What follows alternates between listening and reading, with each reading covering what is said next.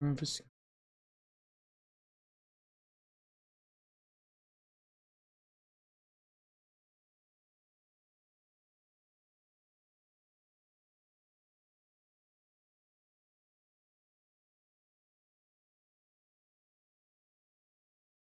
For people to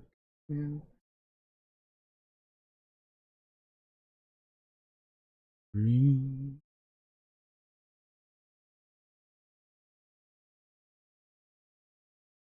People to find everything going okay.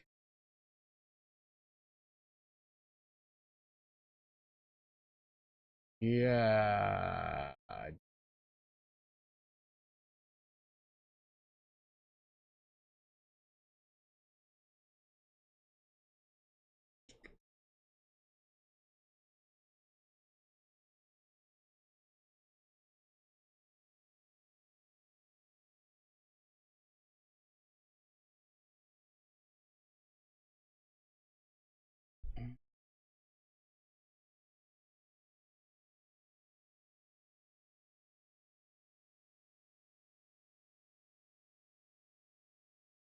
Moth, what's up? Sushi, hello. Me, howdy me. How are you guys tonight? Welcome, welcome, welcome. I feel like I'm kind of washed out in the face. Like, I feel like I'm really, really white. And I know that I am really, really white. However, it's like not normal. I feel kind of pale. Rin, hello. How did you die in the Discord? How did that happen?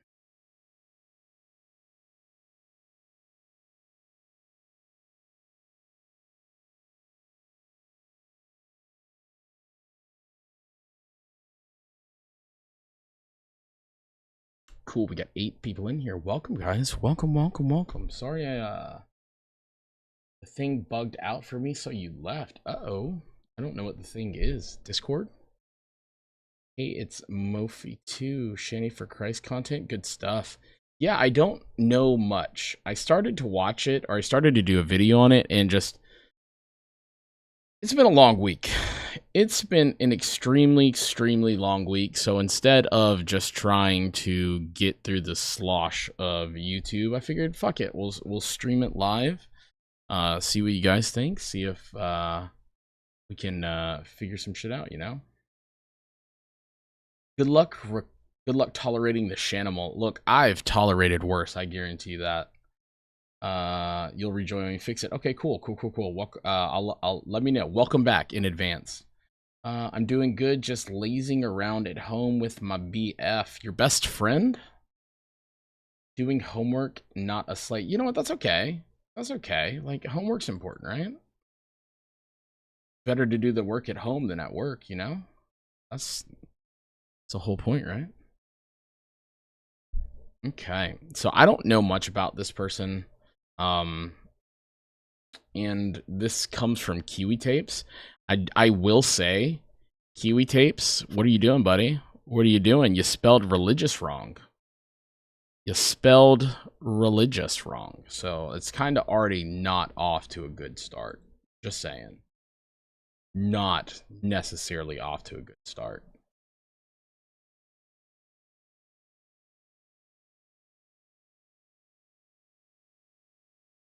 Now your boyfriend? Yeah, I know what you meant. I was just giving you a hard time. What I do. Give people hard times. And other people make it extremely hard on me in my life, so. Yo, Kiwi Tapes. I guess we'll find out. We'll find out. So, here we go. Let me know if you guys can hear it.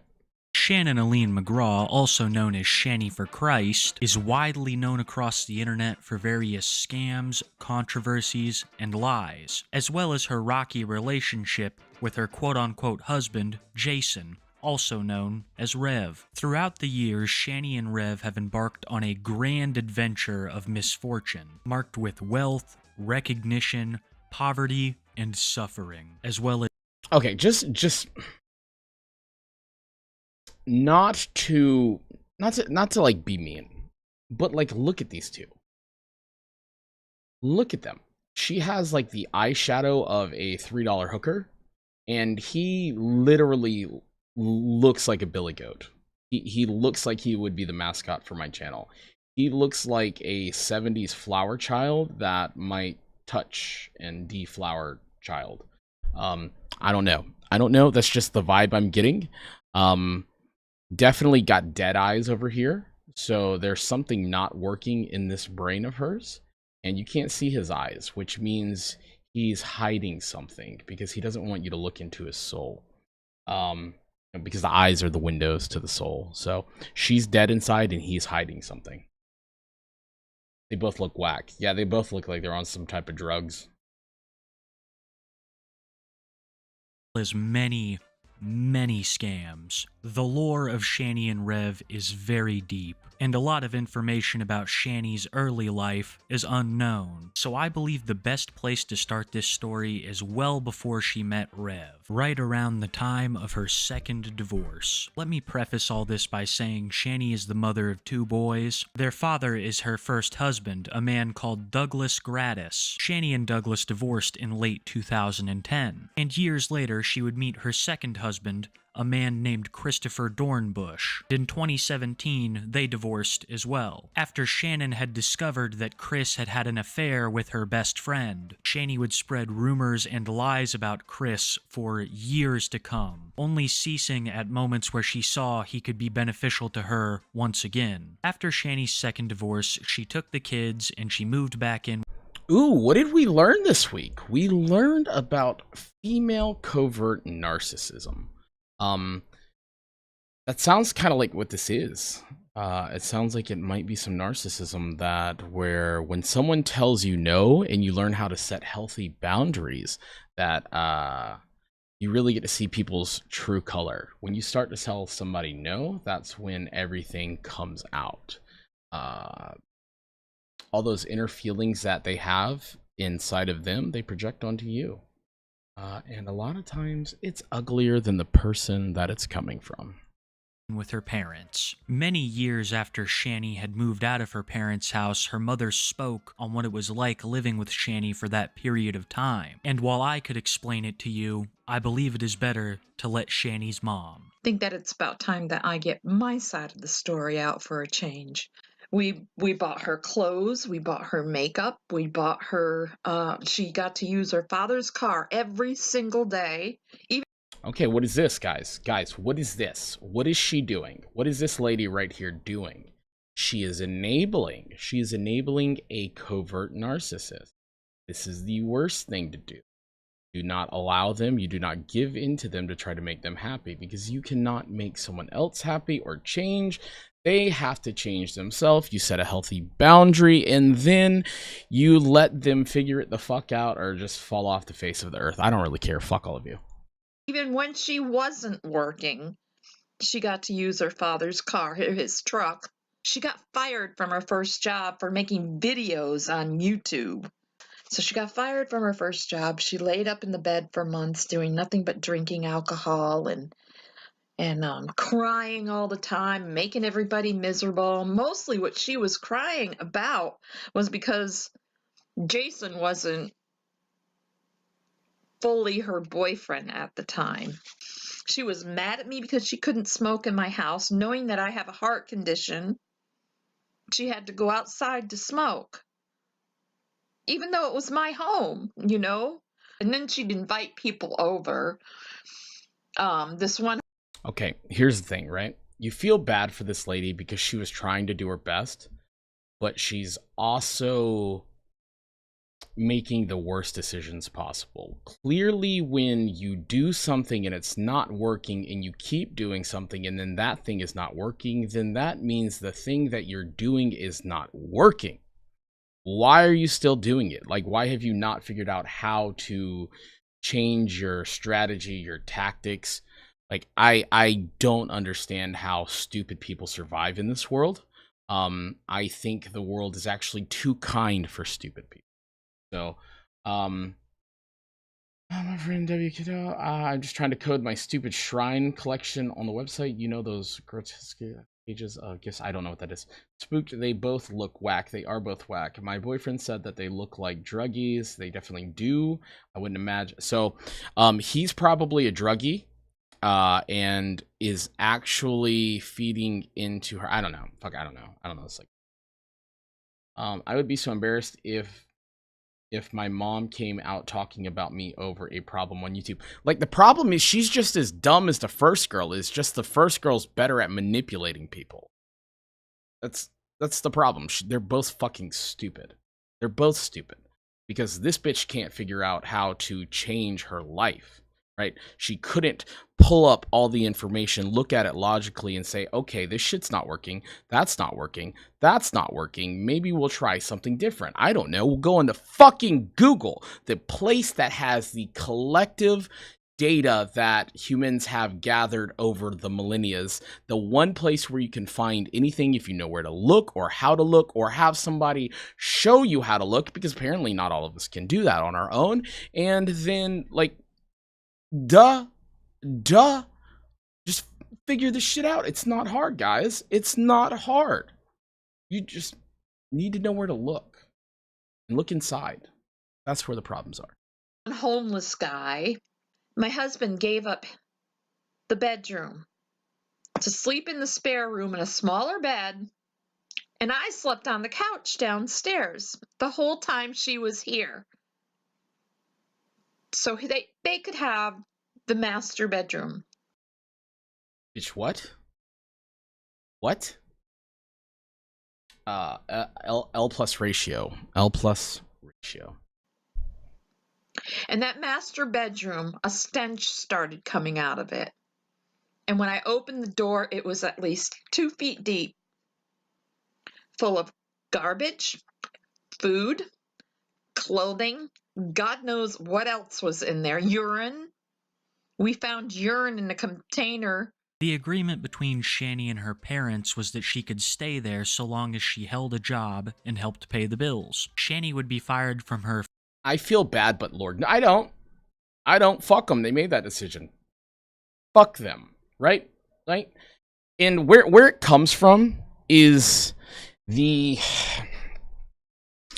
You reflect on the outer what you feel on the inner. And for me personally, I felt bad on the inside for a long time. So a lot of times I would make these videos out of anger and hatred because I wanted to tear other people down. And now I understand where that emotion comes from. Thanks to someone in my life helping me understand and actually giving a shit for once. You know, I understand the people a lot better now. So much better. And it's kind of scary how right I am about people when I can actually feel who they are and understand why I feel that way about them. So, no, I don't feel bad for anyone in this situation. They're all fucking stupid. Like, what? You're gonna move out of your bedroom so that this fucking bitch right here and her boyfriend can move into it? Are you fucking stupid? No, you don't tolerate that shit. That's a level of disrespect that... No. Her first and only job because she was making YouTube videos there. That detail is very important because this is the beginning of Shanny's YouTube quote-unquote career. During Shanny's stay with her parents, she would become heavily involved in what is known as the Great Debate community, a group of religious social media content creators who would often debate the existence of God on various social media platforms. And in this community, Shanny would meet two very important characters to this story. First of which... Okay. So, to pause on this. The existence of God. Peer-reviewed scholars and philosophers all over the world since the beginning of time have debated this. People with IQs that we can't fathom. The idea that they can't fucking figure it out and this dumb bitch that can't figure out her life can figure it out. Like, are you kidding me? What? Why are we giving any type of credence to these people whatsoever? They are so far beneath us that we should not even pay attention to them, because we're giving them attention, we're feeding into them through our energy, right? Like, so we are creating our own monsters for us to view as a spectacle.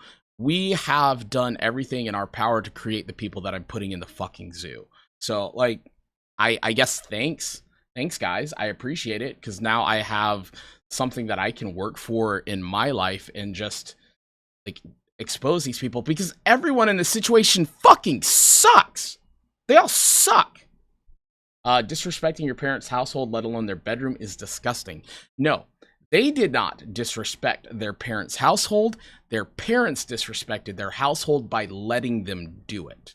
So, what they just did what they were always going to do. They did who they were. They were just themselves. Their parents fucked up. So, I mean, I don't feel bad for the parents at all. They need to hold some goddamn accountability in their lives.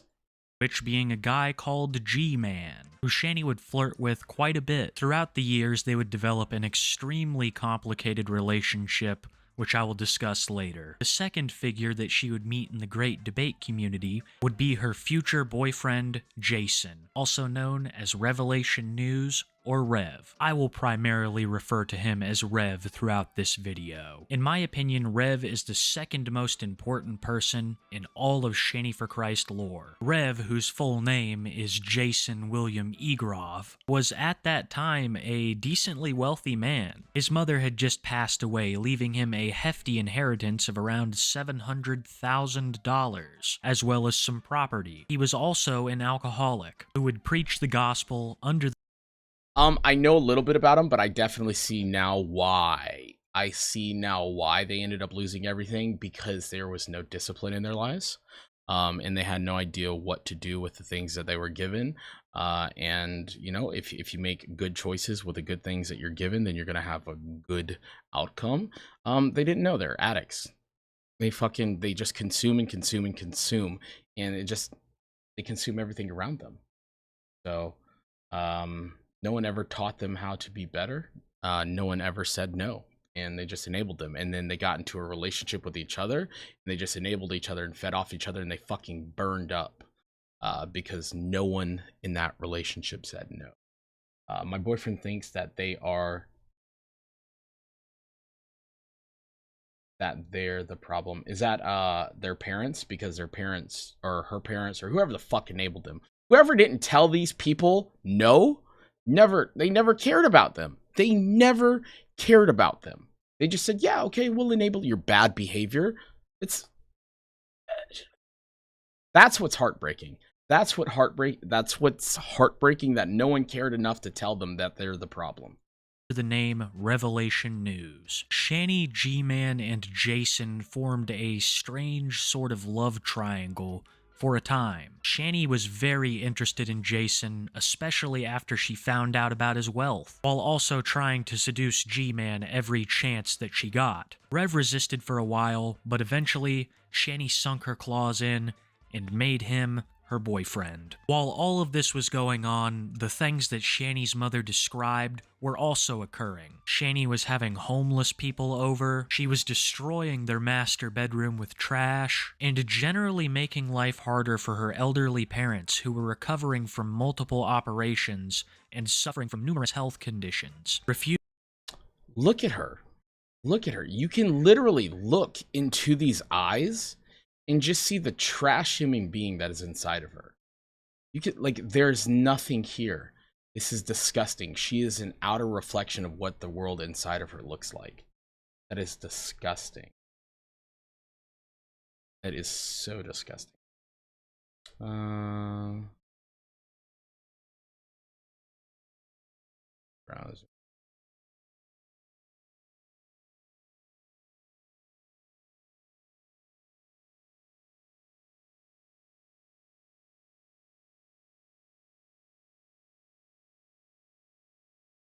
Oh Lord, a love triangle. I don't know if there's a love triangle. Oh yeah, I guess there is. Yeah. Okay, I get it. Yep. The parents. Oh my. Yes, the parents are the problem in this whole situation. For love triangle, that's an acceptable excuse until they're about 25. After that, the fault is on their own. I saw a video on dead eyes and how it's typical for narcissists to have them. That's exactly what the situation is. That's exactly what this is. She's probably the narcissist, and the boyfriend's probably the addict that's an enabler, and she is enabling his addiction, which is feeding her. It's disgusting all around. Unless it's the other way around, he's the narcissist, but chances are it's her. Go fucking figure how that works. Refusing to get a job and refusing to clean up after herself, Shanny's parents decided to kick her out, only to be met with resistance from Shanny, who refused. So the police had to forcibly remove Shanny and her 2 boys from the premises. After being kicked, the worst thing for a narcissist is for you to set healthy boundaries. So if you're in a relationship or a situation where that you think a person might be a covert narcissist, look into it, right? And then when you tell them no, that is when you're going to find out their true colors. Suddenly you are the epitome, you're the embodiment of the devil. You are the worst thing that they've ever experienced in their life, and what they're doing is projecting their own inner world onto you, and you're not the problem. You're not the problem. You're fine. You're good. You got problems, but you're not the problem. This is sad on multiple levels. Yeah, it is, but like I have empathy for people who deserve empathy. I have strong empathy for people who deserve empathy, and no one in this situation deserves empathy because they all chose to make bad decisions. She has kids. I'm not sure she has spawn. Let me go back. I missed that part because I was thinking. Why she look like a closet cosplay of Jeff the Killer? I don't know. I don't know who Jeff the Killer is. and generally making life harder for her elderly parents who were recovering from multiple operations and suffering from numerous health conditions. Refusing to get a job and refusing to clean up after herself, Shanny's parents decided to kick her out, only to be met with resistance from Shanny, who refused, so the police had to forcibly remove Shanny and her 2 boys from the Of course! Of course! Of course you had to forcibly remove. Of course she was going to fucking refuse. It's not her parents' house. They willingly handed her the keys, said, come on in and do whatever you want. It's your house now. That's what they did. They enabled the bad behavior, and no, you do not get to feel sympathy for them. Fuck them. Fuck them. I hope they learned a lesson. I think they did, but I hope they learned a very valuable lesson. They were taking away, the kids were taken away. If I'm not mistaken, I think their children did get taken away. Yeah, she seemingly doesn't care that they are taken from her. So skate. Okay, you're making soup. Hold on.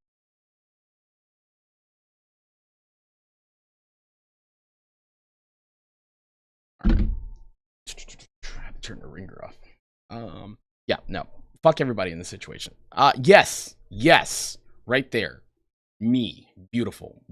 I feel bad for the children that have to go through this because the children are innocent. They have every opportunity and potential in front of them, yet these people are just going to absolutely destroy these kids. They did learn. That's why they kicked them out. Like, yeah, good. They got tired of it and they said, enough's enough and you gotta go. And of course, this bitch went down screaming like the demon harping banshee that she actually is. Premises. After being kicked out of her parents' house, she would find herself living with Rev, and this is where things start to get really crazy. She said that she wanted him because he was a millionaire. This is the truth. She wanted him because he was a millionaire and she knew she wouldn't have to work anymore. Shanny would move in with Rev, who is currently residing in Pennsylvania. He had around $700,000 as well as a house that had been left to him. All of this came from his mother, who had just died of cancer. Rev was an alcoholic and horribly depressed. After coming to live with Rev, Shanny demanded that he stop alcohol cold turkey. Rev, who was drinking alcohol every day at the time, found this extremely difficult, but managed to survive. But even though Rev was no longer an alcoholic, he was still suffering from some of the side effects of drinking for that long. Though it is okay, right? So that's good. That's good. Like, she got him to stop drinking the alcohol. That's really good. However, she did not care about him. She cared about controlling him. So yes, he got some positive benefits out of it, but it made him accountable to her. she is now his god that he must worship because she made him better. But it wasn't better. It was just enough less sick that she still needed him. Now he is addicted to what she is. And that's exactly what happened in this. So they learned, I don't like kids, but I hate to see situations like this, especially when the commentator brushes over the kids suffering. Um, Kids are the most innocent things in this world that need to be protected because they are the future potential of our society. And without having good, nurturing people in their lives, they are going to spend a lifetime of suffering that they might not have to. So it's our responsibility as people who care about other people, who actively make good decisions, who actually care about children, to step up to the plate and tell them, tell these people to fuck off before they destroy everybody's future. Definitely agree, but don't worry. Kiwi himself is a dad and he genuinely was upset about this situation. Yeah, it's okay to be upset, but just make sure you're expressing it for the right reasons. Yeah, I know Kiwi is. I watch him all the time, but I have seen some YouTubers brush over the kids. Just because you're... Yeah, okay. Yeah, it's so gross. I'm here to lurk though. What's up, Brava? What's up, brother? How are you? I mean, enemy, friend, frenemy, friend to me. You are a friend of my enemies. I don't know. Not following these people, but commentators talking about them. See, like, that's the problem, right? Okay. I love Turkey Tom's work. I do. I really do. I think Turkey Tom does a great job. However, the person that he presents himself out as in his YouTube videos is not the same person that he is in his streams. I think his streams is who he actually is, and YouTube videos are a watered down version of that so that he can be more palatable to the open public. So it's not authentic. I would rather him be authentic who he is and just let it come out than just having to have this duality in my mind of who he is. Because one hand, I really like his work because it feels objective, and on the other hand, you get to see the bias and it just ruins the fantasy or the illusion for it. It kind of sucks. I just wish he would be who he is. That's why I think I like Asmongold so much. Not following these people, but commentators talking about them. I'm always on the fence about him. I get Babs vibes from... Wait, who are we talking about? Are we talking about Turkey Tom? Did I just cause everybody to shit on Turkey Tom? Is that what I did? Because I definitely didn't mean that, but I guess we're here.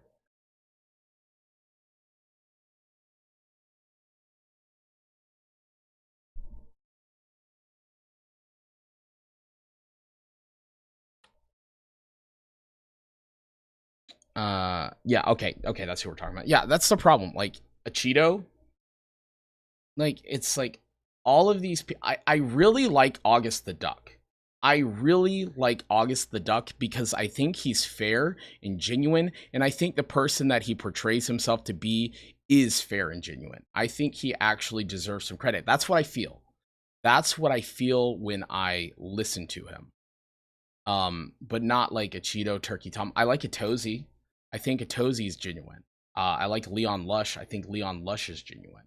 I feel like content creators should express themselves fully instead of as a persona. The problem is when you don't express yourself fully in a manner that is politically correct, you also don't get ad revenue, and some people would rather trade their integrity for $1. I'm not necessarily that person. I've definitely watered things down from what I needed to say in the past. However, I no longer feel like doing that because it's not true and authentic to myself. However, I don't need to be a complete fucking bitch the way I say things sometimes, because a lot of that was just coming from a dark place of anger inside of me. So now I can be objectionable and I can call people out for what they are and do it in a way that's logical, that makes sense to people, and it feels fluid. Like right now, I don't have to force anything. I'm not thinking anything. This is just coming naturally from my heart. I'm speaking it, and it is nice to do and not have to think about stepping on people's toes. I'm just being honest about the way that I feel. So it's nice. It's nice for one. Yeah, W August. I love August. I love Goat too. You know what? That was a problem. That was a problem. I didn't love myself because I didn't know how to love myself. I loved people in my life so hard that I couldn't figure out why they didn't love me back. And once I realized that I need to learn to love myself the way that I love people, I had this rapid growth and change, all because someone was kind enough to me to tell me no and set boundaries for me to figure it out. So, Dean, what's up, brother? Welcome, welcome. TV Tape, Smokey MCC, August, you, Nick Senior, and Leaping Lemur. I haven't heard a lot of these people. So we'll see. We'll see as we get into this. Dean, what's up, brother? Welcome, welcome. Like lolcow content, I never really wanted to cover because I felt like it was beneath me, if that makes sense. I don't want to seem like I'm higher on a pedestal than anybody. I don't respect these people in the first place. And it felt like it was a waste of my time. But now I understand that I offer a different perspective than a lot of people, a less biased perspective, because I kind of see that everybody in the situation sucks and no one really calls it out because everybody's too biased to see what's going on. Making pizza bagels, that sounds good. Sorry, muted here, so I don't want mean to take the D&D tomorrow. Yeah, sorry, muted here, so don't mean to take off topic in D&DW. D&D tomorrow. Okay. Yes. I'm looking we will be streaming D&D tomorrow. We had a lot of fun last week. Actually, I had a lot of fun playing D&D. So, yeah, you know, here's the thing. So I had a lot of revelations lately when it comes to people and how they act. Personally, I'm not getting into it.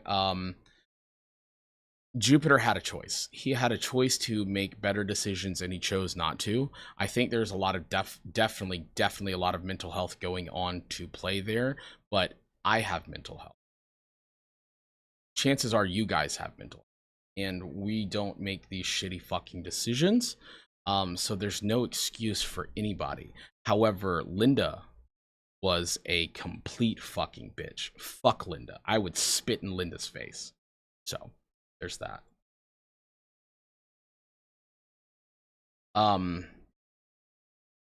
You know, and you gotta really watch where you Fran, welcome. You gotta really watch like where you put your feet, right? You got to understand where you're planted, like, and grounded in life. And that's a lot of problems that I have, not knowing where to put my feet. Sometimes it's on solid, dry ground, and sometimes it's just slippery when it's wet. So you really have to make sure where your feet are firmly planted before you end up getting hurt. Yes, mental health issues are reasons, not excuses. Perfectly said. Do you think you'd be interested in covering Nova? I've looked into Nova online, and yeah, I mean, that's fine. I can definitely cover Nova. So I actually found somebody to help me like find content and procure content. So I'm just kind of going down her list of what she thinks I should cover. So she hasn't been wrong so far. So I'm just gonna keep trusting her play.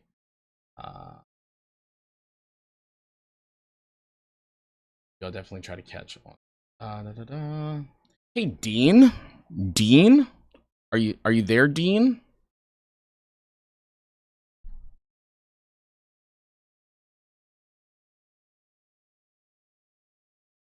What's up? What's up, Kai? How are you doing? Welcome, welcome, welcome, welcome. Dean, are you out there?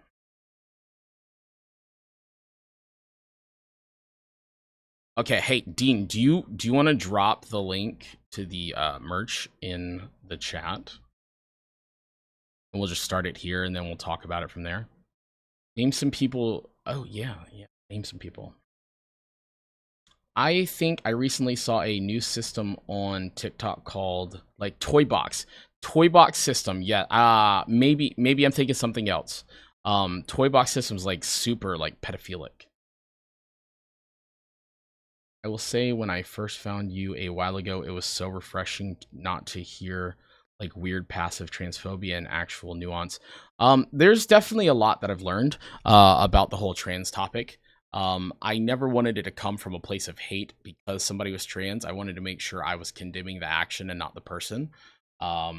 So there's a lot of nuance. And you know what? Arya found me and came into my life and really helped me process a lot of that information. And I tested it and found it to be true. So that's the information I go off of. You know, I don't know about things, and I find people that I trust, and I trust that they are well researched and all that. So Dean just dropped a link to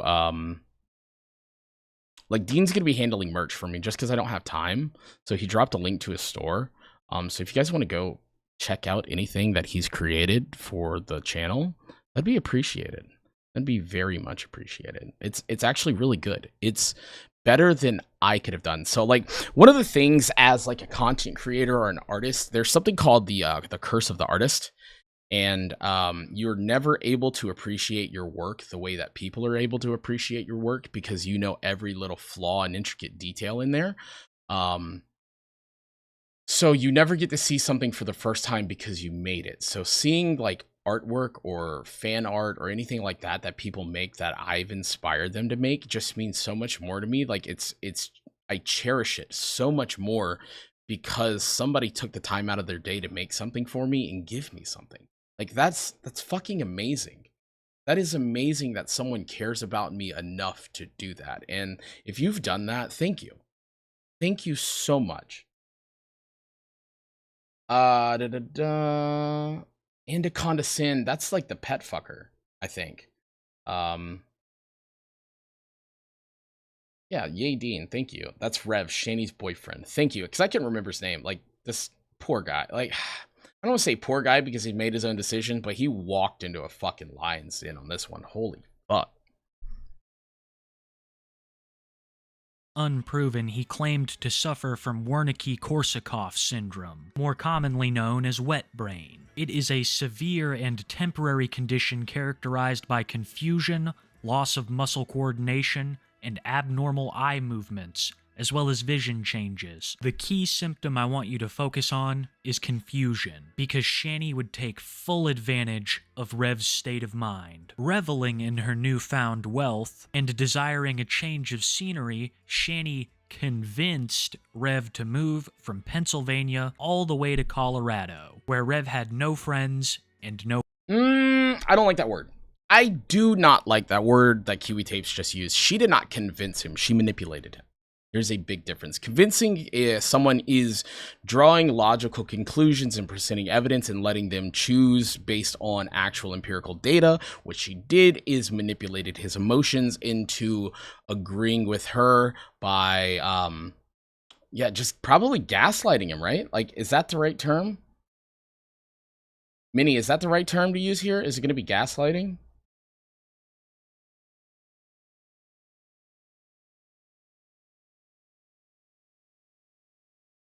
Pablo, welcome. Welcome to the stream. Nova, little QB, Onision would be good. Two soul. Oh shit. Okay. Two souls in one body. I was so ashamed to find out about them because two souls in one body was really fucking creative. Really, really talented. I wish they wouldn't have gone the route that they did and they would have just like role played it like this fantasy illusion instead of trying to pass it off as real because it was such a captivating idea. I see why people fell for it because it was a work of genius, but the genius was evil. So, it was insane. The two soul, like it was impressed. You could appreciate art even though it comes from bad people. Onision would have to be a very long video. The lore is crazy. So I know a lot about Onision because I've seen it. I just haven't seen it in the years. Shanny is a vampire. She had no interest in helping him to get better. It was for her benefits. Exactly. I mean, people use the term incorrectly. I might as well say gaslight is the correct term. That's good, girl.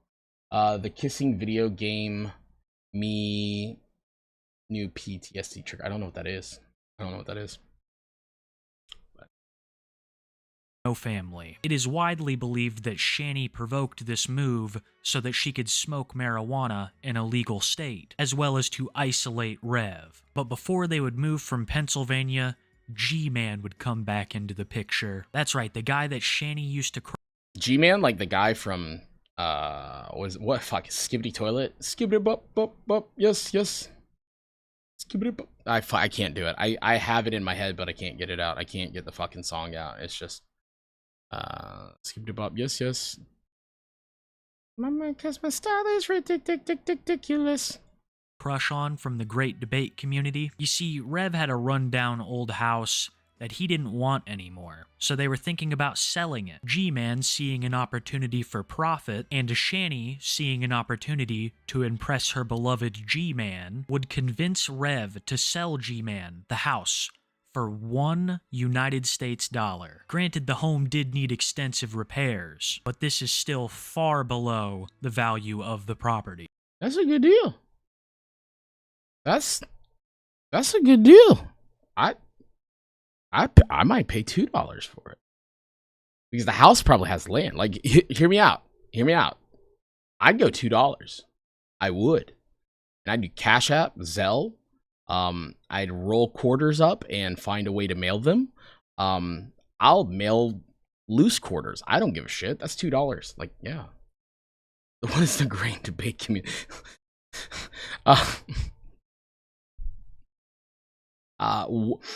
Okay. Let's answer that from two perspectives. What is the Great Debate community? From what I know of the context clues in this video, I have no idea what that is. Okay, I have no idea what the Great Debate community is. It's probably a community where people think it's great that they debate.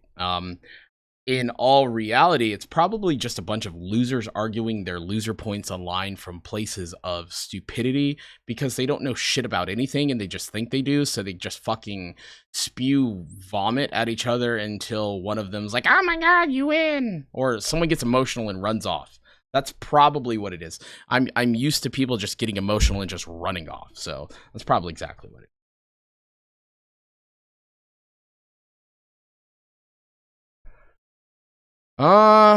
Don't forget to like. Yes, yeah, please. If you like the stream, all the good shit. Hopefully you're having a good time. I'm having a good time too.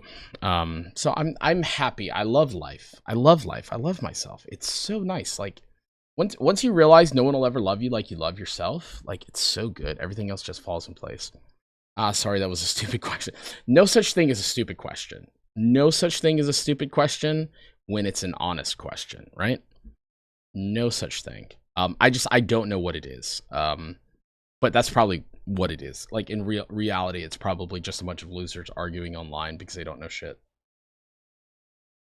Because when you like, if you know something, why are you arguing it? You don't know something, you believe you know something, and you're trying to validate its existence. If you knew something, then you wouldn't argue it because it would be natural. It'd be in here. You already know. So, self-love W West Side. A community that debates if God is real. Yes, I am real. I am right here in the flesh. So, no. Yeah. This home and G-Man would come back into the story much later. But for now, Shanny and Rev would make their way to Colorado, where they would start a new life. They would first rent a house, and then they would start buying massive amounts of everything, and put all of their time into their social media presence. Rev and Shanny were living the life, but things were not so amazing for her two boys. Mommy, where are you? Mommy, Daddy. He's gonna come out crying because we're like 5 minutes. They're The thing is why we were late at the school is we got like caught up by being famous. We were famous. We're having people stop and talk to us. This is what happens when you become a celebrity. Folks, we're freaking like Brangelina. Yeah. You know what I'm saying? The scary part is they probably fucking believe it. That's the scary part. Sushi. So, had some breakthroughs, I think, and I'm just waiting now. So I was diagnosed bipolar 1 a couple of years ago, and things just never really felt right, and I don't think, I maybe I'm bipolar, but the doctors thought I was bipolar because I was in a psychosis and I had delusions of grandeur. In all reality, what we think it is I am borderline personality. And I couldn't process my emotions. So instead, what I would do is I'd either shut down or I'd explode. And somewhere along the line, I disassociated and had dissociative amnesia. And at some point, my body went into autopilot in just like survival mode. So I never realized that people actively made conscious decisions. For me, it was just like this primal instinct that I was operating off of, and I couldn't process what my heart told me and my head told me, and it was just all fucked up, and I was just in survival mode. And literally, it was not till yesterday that I realized and came to the conclusion that people are just fucked. They don't make right decisions because they're stupid. I didn't know people actively made decisions on how their life turns out. That was such a foreign concept to me. And it's just, it hurts so much more because I feel it here. When someone hurts, I hurt. And the idea that people would actively make decisions and take steps to hurt people is insane to me, because I never wanted to hurt people. I wanted to love people. And what it was is I loved people so hard, it scared them away, because I'm a very intense person. And at some point, we think that I was in a disassociative state, and I had so much stress in my life that I broke again. I mentally broke again. And those, like, the feeling that you feel like you're like the emotions that were 10 times stronger than the normal person, the depression, the anger, the anxiety, the love, the hate, everything there just amplified again, and it broke my psyche. And I was in a worse state, and just reality fragmented for me. And now that I am starting to heal, thanks to the help of someone that is probably the most important person in my life now, I am able to process those emotions. They come up. For years, I needed to cry. I knew subconsciously if I could just cry or scream hard enough that these emotions would come out and I would feel better, but I couldn't cry. No matter how hard I screamed, it was never hard enough. I would scream until my voice hurt, and it was just it wasn't good. And someone helped me understand and gave me the space to come to the realization on my own, and everything came up. And every time now that I cry, because I'm literally feeling those emotions and those pain in my chest, after I get it out, I'm able to return back to a calm state, a logical state, a normal state where I can actively think and make decisions. So, to that person, thank you. So BP went, oh no, not the kids, correct, delusions of grandeur. Yeah, I thought I was Christ. Turns out I'm God. Oof, felt that. I'm borderline in BP1. So yeah, I gotta go I'm going to the therapist on October 11th. So that's good. That's good. Now I'm actively seeking how to improve my life instead of, just like randomly figuring it out, I guess. Yay, trauma. Exactly. Fucking love it. So here's the thing. Okay. Just off that comment alone. you kind of have to respect it in a way, because anyone, now that I understand it's decisions that you make to make yourself better, you respect it more, because the trauma is what made you who you are, in a sense. Or you made you who you are based on your reactions to that trauma. You said, hey, I'm not going to be a victim, I'm going to beat this, and look at you go. Like, anyone that's been through that, I'm so fucking proud of you, because now I understand where you were. And it's just, it means so much more that you put the work in. You showed up to the gym on that first day, and look how much stronger you are. Good job, congratulations, and I am proud of you. Except better looking. The teachers are like, when are you going to get here? The boy is annoying us. I know, he's fucking annoying. He is, but I love him anyway. Zach's annoying as fuck, but he's... Anyway. Jason and Shanny were really feeling themselves at this moment in time. They started making tons of content in all forms, even posting to websites with hub in their name, if you catch my drift. They were branching out into almost all avenues, trying to establish a social media presence, and they had a modicum of success, even making an appearance in one of Shane Dawson's videos. They would use a massive amount of Jason's wealth on various social media related things. Tons of expensive equipment that they didn't need, gifts to random people that they barely knew, and thousands in super chats to Foodie Beauty, who Shanny was a massive fan of at the time. They were also using this. So these people never had a plan. They never thought about what they were going to do. They're like the people that never had money, that won the lottery and lose it within like a week, because they don't know what to do, because they're not thinking logically. All they know is consume, consume, consume, and every time they consume they feel better, but it's not actually really better. It's just like dopamine in their brain. 2000%, I am proud of you. I'm proud of you too. I am proud of you. You know, I'm proud of you more. I'm borderline personality. I feel everything 10 times in here, sometimes 20. It's like Kaioken times 10, like Goku powering up, right? I feel it more than you do, so I'm more proud of you than you are of me. So if you're thinking of beefy meds, Lamictal is good, but after a few years on and off, I got a horrifying reaction and realized I couldn't take anti-bipolar meds, so now I'm on O3 clonidine, and it's GOD. I don't want meds. I never wanted meds. I didn't take them. I was on Abilify. I was on like some antipsychotics, and I didn't like the way I felt, so I stopped. So I processed it.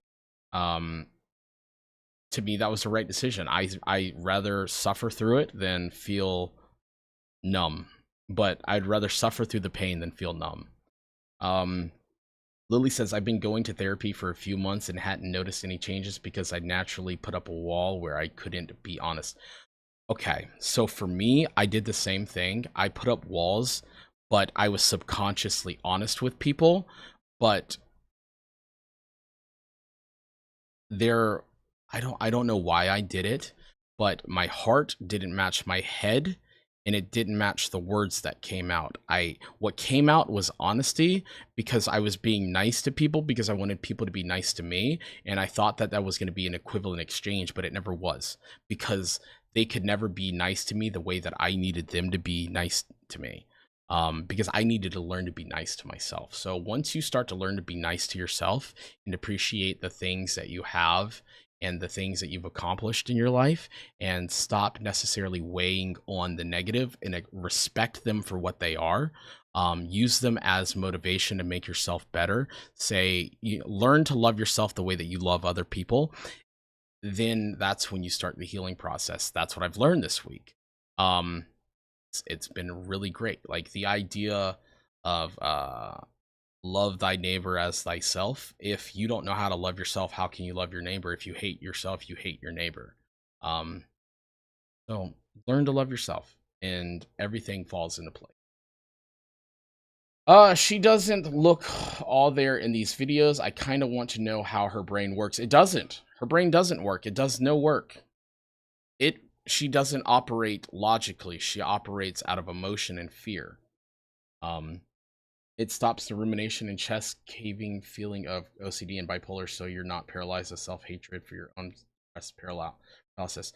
if medicine works for you, phenomenal. Stay on it. Don't ever let anyone talk you out of it. That's between you and your doctor about how you feel. So just understand that there are healthy coping mechanisms out there that you can use that I never believed in because I thought it was just bullshit. And turns out I was wrong. I was wrong. Now I'm actively seeking those coping methods to be able to process the things because the confusion is starting to untangle. And I feel so much better. So much better. You are you in spite of your trauma, not because of it. Exactly. Just appreciate it for what it is. It is a weakness. It is a weakness that you are able to overcome. It's like the mountain, right? Like you're down here and your trauma is the mountain, but you learn, you train, you climb up here. And that's the hardest part because once you get to the top, it's downhill and you're good to go. Like it is an opportunity for you to become a stronger person. So yes, it sucks that we went through it. But it made us to the people. Overcoming it made us into the people that we are today, because some people don't overcome it and they just, if you live happy, you die happy. If you live miserable, you die miserable, and you deserve exactly what you get. So it's your choice. Who on Earth, Mars, Jupiter, or the Sun wants to watch them on the hub? Look, I mean, you know, shit, people fuck funny, you know, like no judgment here, right? No judgment here. Bossman Jack, LMAO, Abilify got rid of my alters and gave me severe psychotic breakdown. I was on Abilify. I liked it, I think. I don't know because I didn't know how I felt. I didn't fucking know how I felt. It was a tangled mess of confusion. So it's like I'm not the one to ask about medications. I probably did the worst, unhealthiest thing possible by not talking to somebody. But I figured it out, and it just took me 35 years to do. Don't do like I did. Talk to somebody. Let them help you. I watch a lot of Therapy in a Nutshell. She's great. I watch a lot of Dr. K. I really like Dr. K's work. I can't remember the channel's name. I just know him as Dr. K. So proud that you've come to these realizations, and it's refreshing. Yeah, me too. Like, this is gonna sound egotistical, but you'll never be more happy for me than I'm happy for myself. And it's a beautiful thing because that's what I've needed all along. Now I get to be me. I get to be me for the first time in my lifetime. And I owe it all to one person that didn't run away, that told me no and let me figure out what no meant. Because no is the most powerful word in the English language. Because when you always tell people yes, you're at the mercy of their will. But as soon as you say no, you take your power back. And I knew that I knew that in here, but I didn't know it here. I didn't understand why it was so powerful. But that's why, because you finally start living for yourself. So proud. We're all happy for you, Escaping. Thank you. Yeah, you're live. Love the last episode. Thank you, Venus. Thank you. Welcome. Honestly, don't like meds. I hate feeling reliant on them. Yeah, I mean, hey, sometimes you need like that interim, that transitory period. If you go into it saying it, if the idea of weaning yourself off of something, I'm going to use XYZ and I'm going to use this as a crutch with the goal of being better to help support you while you're getting better, then that's fine. But becoming codependent on chemicals to permanently alter who you are, I don't like that idea for me. Such an ego monster, typical goat. Yes, I'm God, so I am GOAT. I'm the greatest of all time. Same here. I resisted meds for so long, but then I realized, like, my health nut nutritionist godmom takes thyroid meds, and like some people's brain chemistry is just off and you can't regulate it. I get that entirely. That's what I thought with mine. I don't know. I have to go talk to a therapist.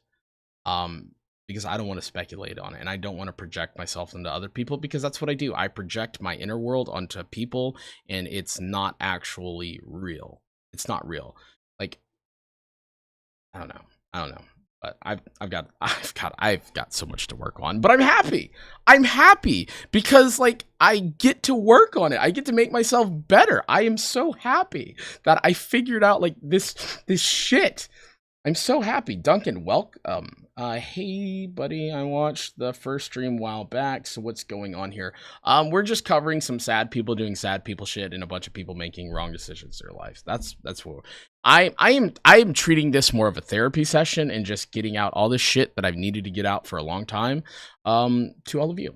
So money to flex on people. They bought a scalped PlayStation 5 for way more than it was worth and bragged about it for weeks. Shanny would try her hand at the stock market. Rumor has it she lost over $100,000 just there. When you consider that that is 1/7 of their total net worth, then I think you're not going to be shocked when I tell you that they burnt through all of the money in oh, hold on.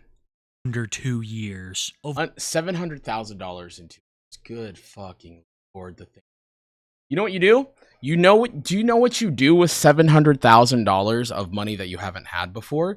You stop and say, hey, I don't know what the fuck to do with all of this money. Maybe I'll go talk to somebody that is a professional and get a second opinion. And maybe if that opinion makes a lot of sense and there's numbers and statistics behind why it makes sense to invest, where it makes sense to invest to, you pay them to do it for you until you can learn. And maybe in that process of them, you paying them to do it for you, you learn to start doing it on your own. It's how fucking hard is that? How hard is that? He's supposed to be talking about Shanny, but gets sidetracked on his new revelation. Yeah, go fuck yourself.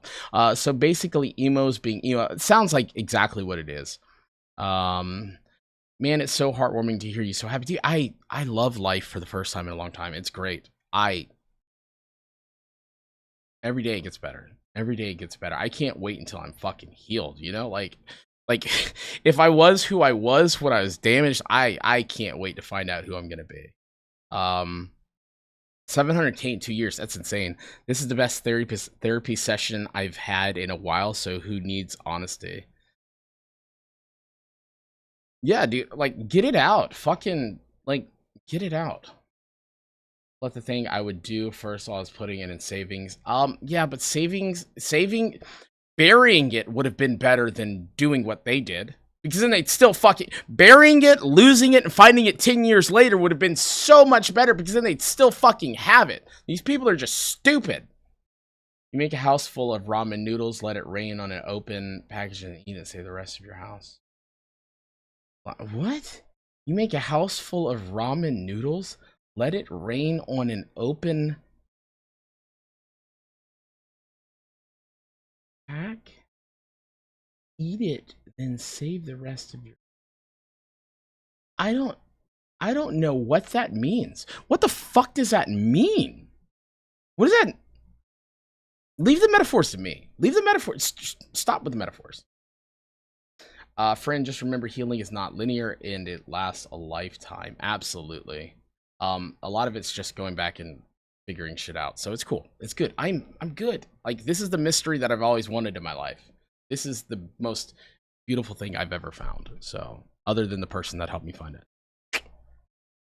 Over $700,000 in pure money, as well as the property they sold to G-Man for $1. All of it gone. The only thing that they had left was about $15,000 in back rent and Jason's car. While Shanny and Rev had money, everything was great. They were making massive mukbang videos, smoking lots of pot, and throwing money around like they were rich. Shanny would spend thousands in makeup, super chats, costumes for her streams, just about anything, she bought it. And while Shanny and Rev were rich, their relationship was great. But after they had burned through the last of their money, That's when the cracks began to show. It seemed like Rev had recovered from his Wernicke-Korsakoff syndrome and was no longer afraid to display his anger at Shanny. Here is one of Shanny and Rev's most infamous arguments, and it's all over the fact that they have no money left.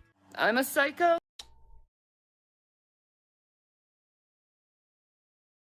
I know so much about this because I lived this. I lived this exact scenario. Not just once, twice, 3 times. So, 1 time is a mistake. 2 times is a pattern. I guess 3 times is a cycle. I don't know. So, I don't know how that works. If I had 700K, I'd bribe my way into presidency. You're gonna need a lot more money than that. Thousands in makeup, and she's still like woo! Yeah. Party reference? What's ramen on the chain with the V cut keeps my belly full and my mouth shut, but it tastes so good I can't resist. Filled with chemicals, I say I don't get it. Absolutely insane how she can spend so much on her makeup but never once use concealer. Oh, I don't know. I don't know anything about makeup, so other than making up my life entirely, apparently. Yeah, while I'm financially supporting everything and working my ass off trying to do everything I can. No money coming in. None. I have to wait till the... Okay, so here's my prediction, okay? He's mad, which is causing her to lose control, so everything is about to be his fault. He is the worst person. Why are you attacking me like this? I am doing everything I can to make this situation better. I am working. I am doing the best that I can, and you keep hurting me. Here we go. 21st. Supporting what? Yes, I've been getting money in here and putting it in the bills and paying them. Yeah, you're totally full of shit. Oh, really? Really? Because I think the people who give me money know that I'm paying the bills. G-Man pays your bills. G-Man doesn't pay me. G-Man pays your bills. No, he doesn't. Sat on your ass for 3 years and did nothing. I took care of you. Spent $700,000. That's what you did. I did everything. Oh, you yeah. sat on your ass, did nothing for 3 years. Yeah. That's what you did. You should be working to take care of your own kids. Well, I am doing that. Now am I? You're making a lot of money.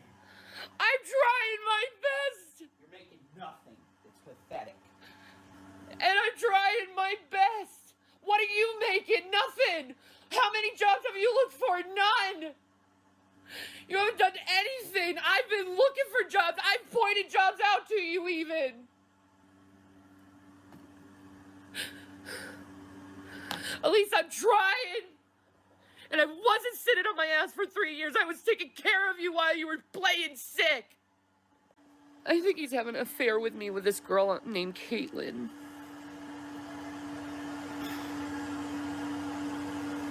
Caitlin? You home wrecking hussy. This is all your fault. You little sultry slut.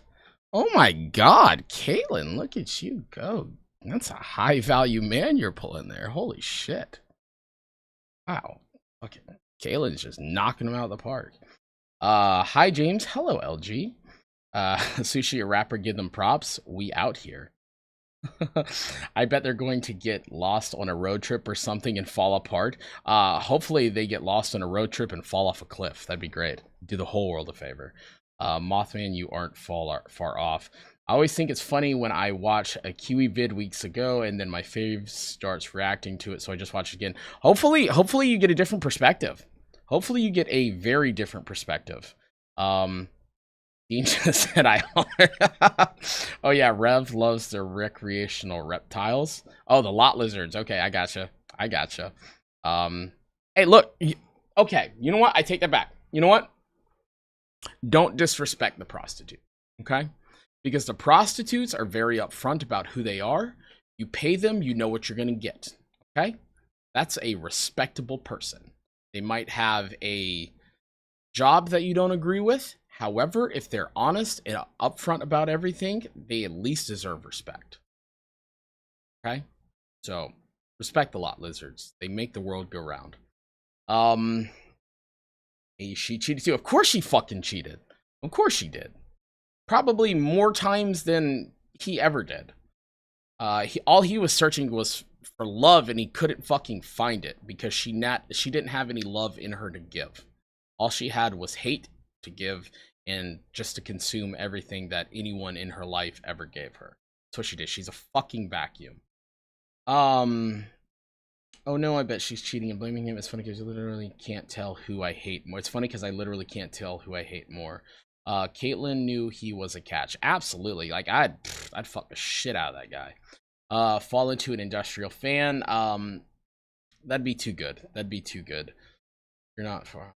True, real. We love ethical ladies of the night. Exactly. Exactly. These people are wretched, perturbed, and garbage. I agree. I agree. Twice in a row. Should rename it to the Green Light District with their Odyssey. Yo, that's what I'm saying, bro. That's what I'm saying. Like, you might not like what they do. You might not like what they say. But if what they do and they say line up, you can at least respect that they're honest. Like, fuck. Like, none of the fucking politicians are honest. But we give them all the credit and the power in the world.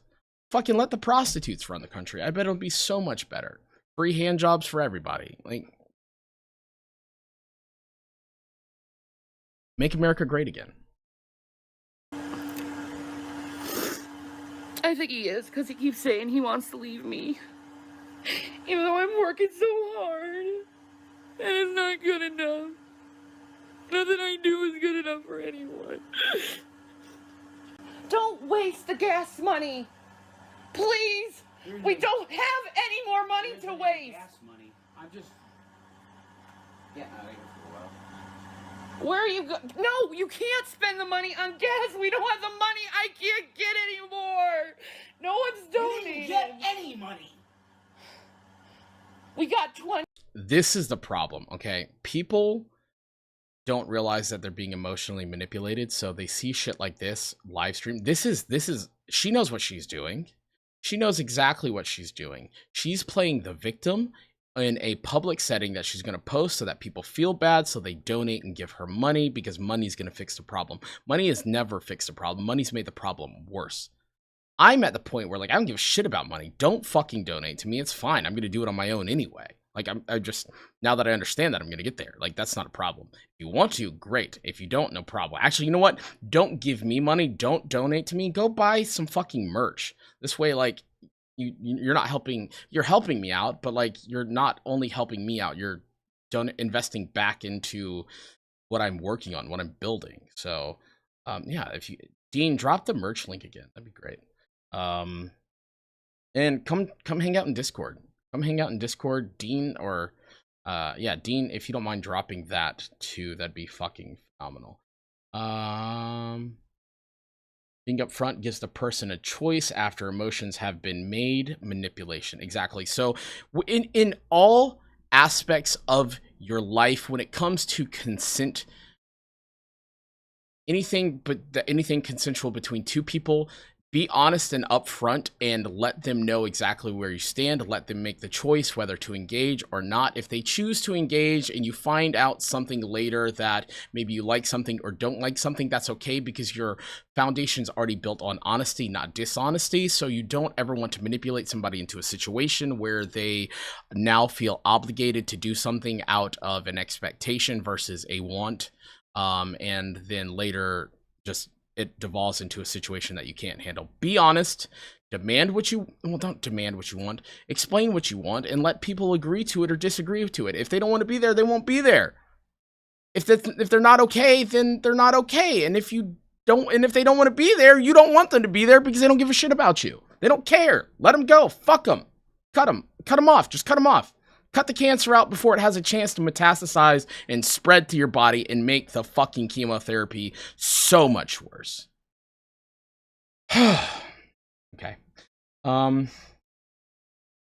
I don't agree with their gig, but at least they're honest. I trust them more than any political power. Exactly. Is there a fucking mole in the middle of her forehead? I don't care. I can't pay attention. Who gives a shit? Justine. Okay, so yeah. So yes, there's a mole in her head. Wait until you guys see how she makes him atone for his fornication sin. Yeah. My God, this is horrifying. It is. It is and it isn't. Like, this is the most. It's once you understand what it is, it's like nothing. Like, this is fucking the most unserious thing I've ever seen. It's. You haven't seen anything. Once again, we're here. Once again, W here is the concealer. Where is the concealer? I have no idea. You know what? Well, the concealer is the person that is wearing the makeup. That's who the concealer is. She bought makeup to buy makeup. I don't understand that one. Yeah, I guess she did it just to buy it, not use it, because she consumes everything in her life. Because she's trying to fill a void that will never be filled by anything monetary. As for the reaction to that, I'm so excited for the reaction. You think she plays as an orc in Skyrim? No, she plays as a fucking orc in real life. This has nothing to do with fantasy. She's not role playing. This is real. She's a fucking orc from World of Warcraft. Oh my God, she really looks like Ursula. The personality and face says it all. Yeah, you know what?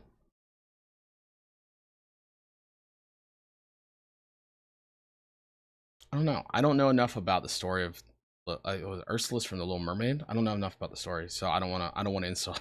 Exactly, don't insult Ursula. I didn't want to go there. That's kind of where I was going to go at. Reading my mind already. Ursula would have went to court for her kids. SMH. So okay, you know what? Props. W Ursula.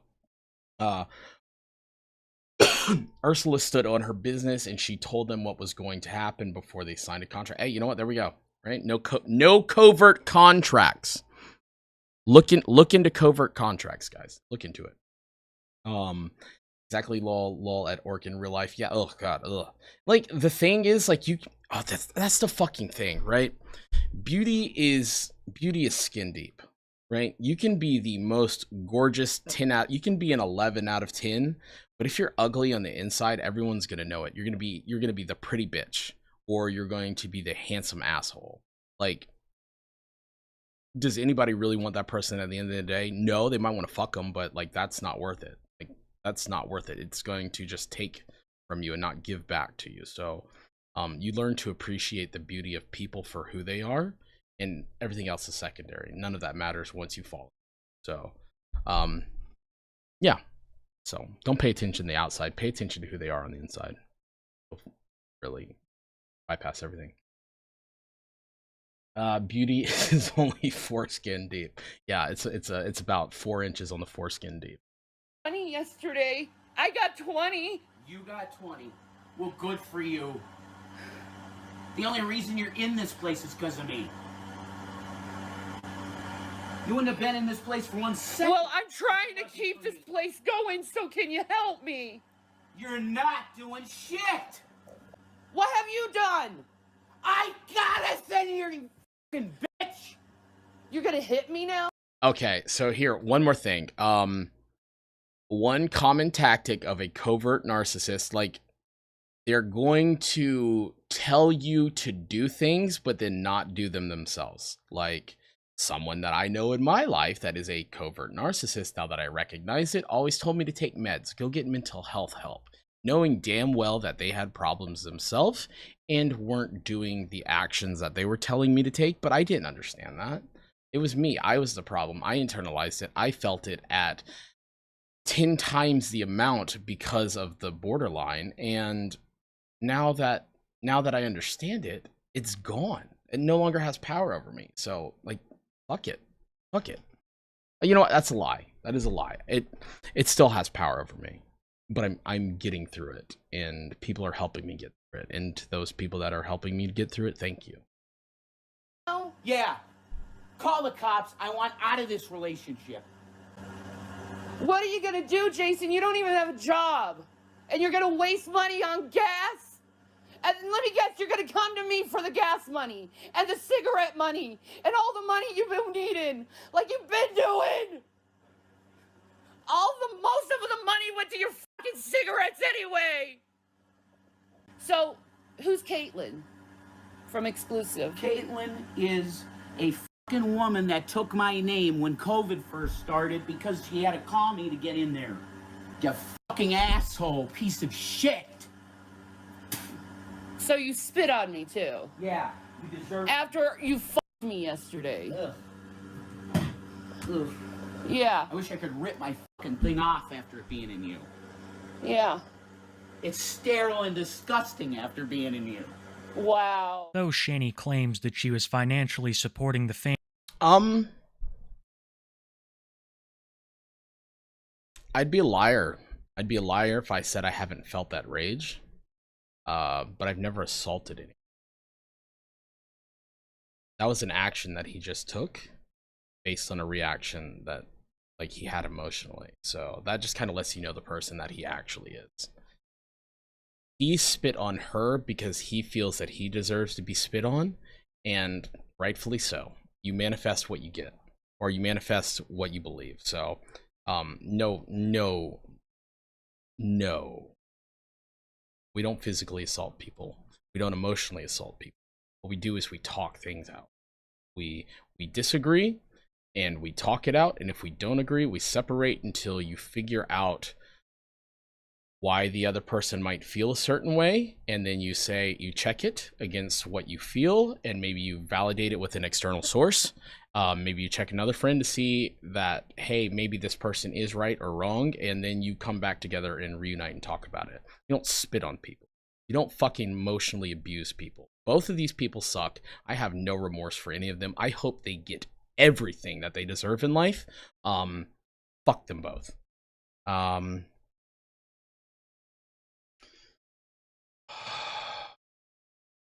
Yeah, just gotta calm down. Getting upset. She probably watched TBD Toilet with bated breath. I don't actually know what that means. Beauty is only force can deep. True words of wisdom. Exactly. Beauty is only force can deep is true words of wisdom. Oh yeah. Them two dudes are about to fight. It kind of feels what I like. However, they're not two dudes. They're both a bunch of bitches. Oh yeah, them two dudes. 100K on a house that would have taken a huge chunk of issues away.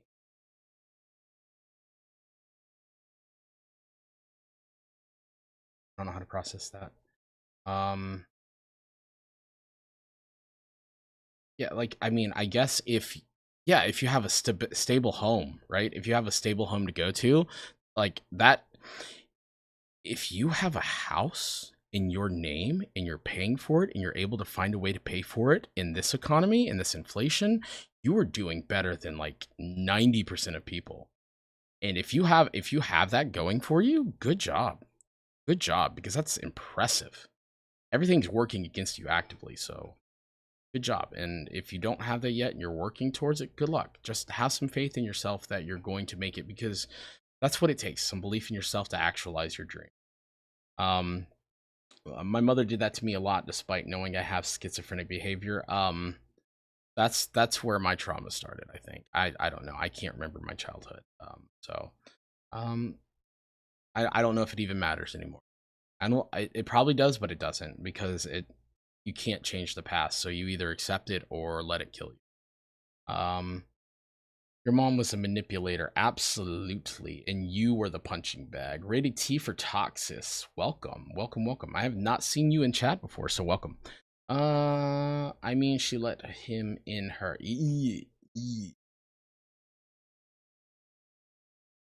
Did. It takes two to tango, right? Okay, spitting on someone is too far in the situation. Yeah, in this situation, however, if the person consents to being spit on, that's what they want. They're like, hey, fuck them, I don't care, that's not my problem. Spit away, hakalugi. You gotta hak to it and spit on that thing, you know? She totally likes him being like that. What a weirdo. Absolutely, it's fucking disgusting. She's getting her emotional kick. She's like fucking orgasming inside right now, knowing that he is that upset over this. Spitting on someone like that is just degrading. Like, unless that's your kink. Like, if being degraded is your kink, then fucking go for it. She definitely likes him in that way. She'd never go for an accountable person. She's a martyr. She has to live like this way and act like she's better than him. Exactly. Yeah, guys, if you're here and you're stopping in, go ahead and like the stream. Subscribe to the channel. I'm pretty funny. I think I'm pretty funny. If I'm not funny, I'm clever. At least, right? I think I'm funny. I laugh at my shit all the time. I know I'm fucking. You know what? Fuck you guys. If you don't think I'm funny, fuck you. Get out of here. I'm funny as fuck. Bated breath means in great suspense, very anxious or excitedly. Dude, fucking Skibbity Toilet's great. Like, who wouldn't be bated breath waiting for the new ones to drop? It's like a trapped animal fighting for food. Yes, they're fighting over limited resources that they made. So they had an abundance and they made it scarcity because that's how they are inside. They don't have the resources to be able to make anything come to fruition out of what they're given. So that's on them. They need to figure out how to fix it, but they won't because they can't. Yeah, exactly. Probably hectic as hell. Good to catch live. Dana, welcome. Welcome. I know it, dude. I know I'm fucking hilarious. Like, I know I am. I'm the shit. I am the SHIT. Family at the time, she was making minuscule amounts off of her YouTube AdSense. A lot of money was coming from G-Man, who seemed to have some kind of private agreement with Shanny. This would not continue, though, and eventually they would be evicted for the $15,000 in back rent I previously mentioned. Shanny and Rev had wasted so much money on things that they could not fit all of it into their car to make a long road trip back to Pennsylvania. They had 2 cats, a guinea pig, and 2 boys, so an astronomical amount of items were left behind at Shanny's old house. Shanny, in what many believe was an attempt to get her trolls in trouble, invited anyone and everyone to come take whatever they wanted from the house, leaving the garage doors up and the doors unlocked. Some people in the Colorado area would take her up on that offer, and one person in particular went to film the condition of Shanny's rented home. People had always speculated that they were ruining the house, but no one knew just how bad things were in there. Let me show you some of the clips gathered from the tour of Shanny's home, and some of the conditions that she was allowing her boys and animals to live in. When you walk in, the first smell is feces. Some scented something or another.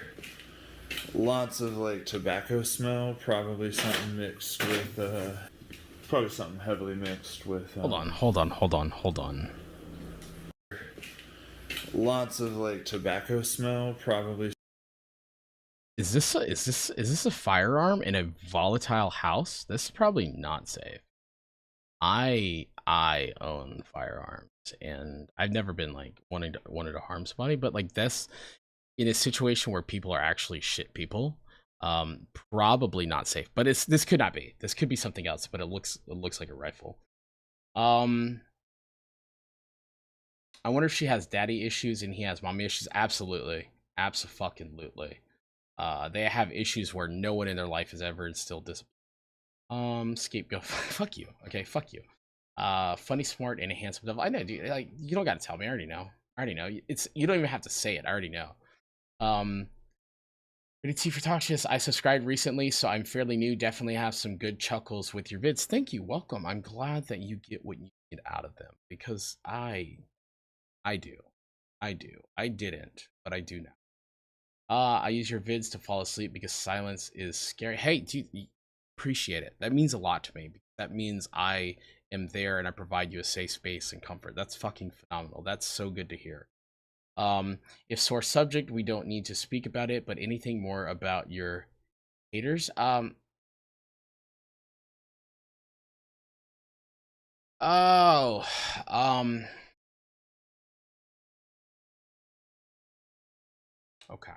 Not a sore subject. I just have to think about it. Why did the people do what they did? Because I gave them a reason to do. I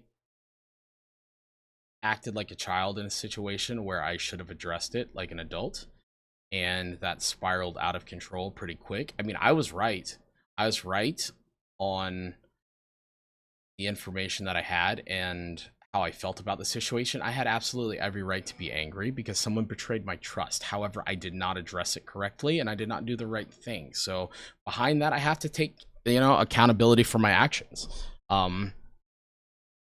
So yeah, you know what? They were wrong. They were also right. I was right, and I was also wrong. It's a gray area. I can't change it, so fuck it, you know?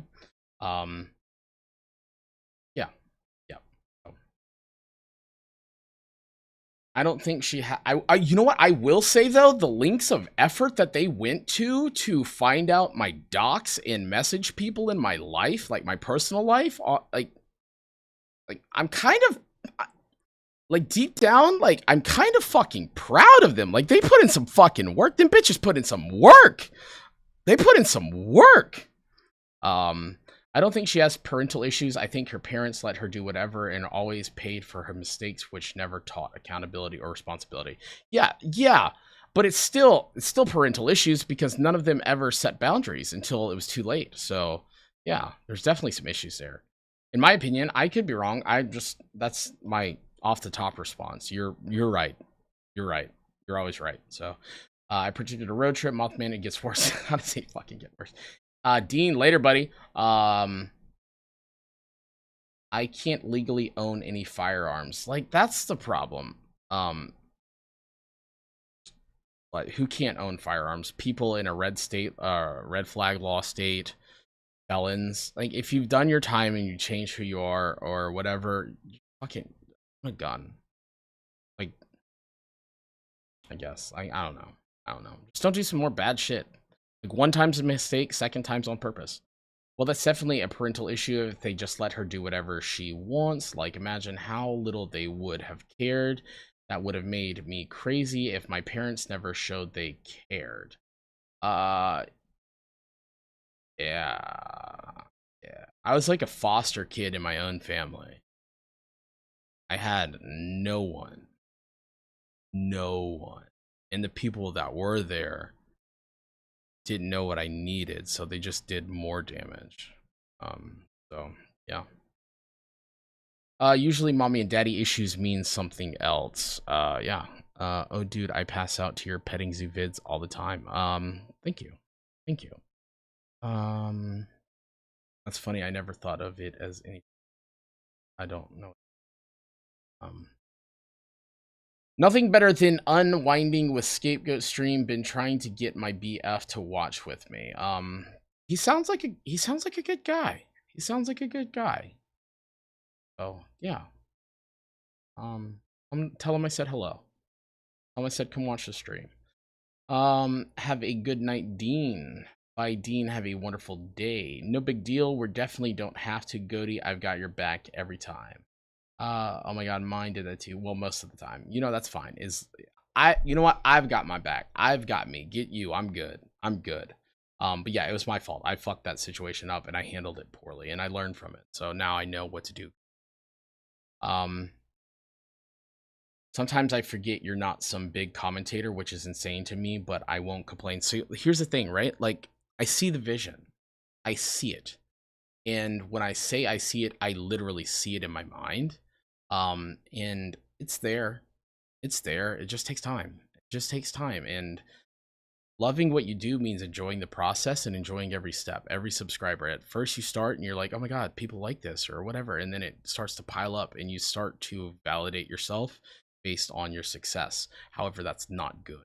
It's not good because you should never value yourself based on your success. You should value yourself on the person that you are.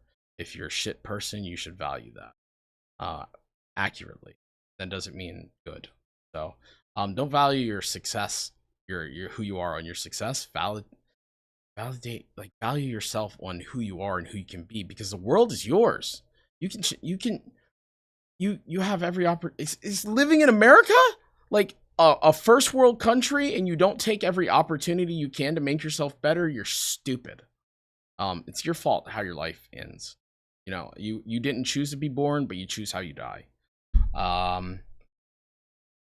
Like, contact my own family over a call out on people I talked to. Oh yeah. Okay. Sorry, I had to rewind in my brain. Yeah, like, fuck it. Yeah, they put in the work, boy. They thugged out. I didn't expect it. I didn't appreciate it, but I respect it. Ayo finally caught a scapegoat stream. Welcome, Cooler Paul Magic. Is there a less cool Paul Magic? I don't know. That's a good question to find out. People are unhinged, taking time to find your personal info, all that time wasting on getting info instead of getting a job. Imagine they're like a collective. Like there's 40 of them. Just they're like Kiwi farms, just not as. They're like Kiwi farms. I don't want to say they're not as good. They found all the fucking information. They completed their goals. So like, props to them.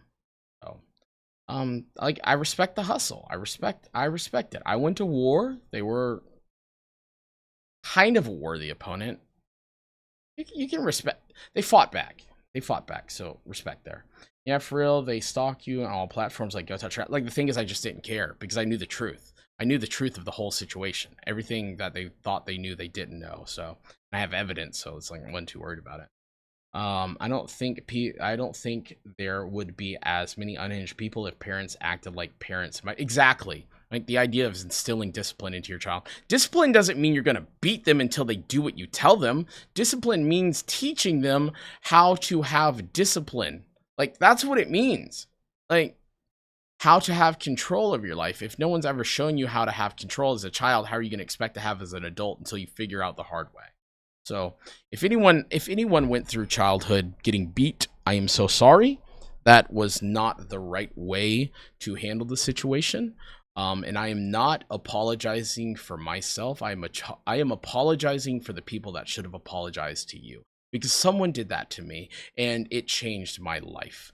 It set me down this path of personal healing where I found somebody that really helped me grow as a person. So to that person that I went crazy on and drove away, I apologize. I do. Thank you for starting the journey for me. Oh, what's good, Goat Squad? Life, brother. Life is good. At some point in adulthood, the problem is yours to fix. Blaming parents for whichever forever makes one a loser who wants to be a victim. Precisely. I would never blame the parents fully at all, but it does play a huge role because they don't give you the tools to fix your problem like they should. But I understand once you reach adult, you have to do. Yeah, but like everybody in the situation is a loser. Like everyone in this situation is a loser, so you can't just let them get away with it. There was a regular Paul Magic. He used to hang out in Wings of Redemption's lives. Oh, I had no idea. Well, scapegoat, old buddy, I have to go. See you later, buddy. Bye, Duncan. Have a good night. Or a great. So you're going. If you're having a nap, sweet dreams. Sleep tight. Don't let the bed bugs bite. Good night. I scared him off with swag. Good. Like, you gotta swag on the haters, right? That's the whole point. Something mixed with, probably something heavily mixed with, oh, God, I can't think. It's weird. That stinks. Oh, that reeks. It's a child's bed. Again, I was paid to come in here and just take a film and get the hell out. So that's what I'm doing. I gotta hold my breath in here because I can smell this is where it's coming from. They've left the bathroom lights on and the vent here. It's just god awful. Mountains of cat feces, soiled bed sheets and clothing items, ripped up toys, and pure filth. The conditions that Shanny's sons were living in were absolutely abysmal, as well as the conditions that she had for her animals. This was a huge wake-up call to the very few people that still legitimately supported Shanny. She had claimed for years now how they were taking good care of their boys, that they were spoiled, and how everything was great in their life, when the conditions of the rental home were clearly getting worse with time. I believe it is the 15 grand in back rent that they owed, as well as the sheer damage that was done to the property by them living in it, that caused them to flee Colorado altogether. After packing all of their things, they would begin a road trip. I'm angry right now. Very angry. I'm trying to process it and down.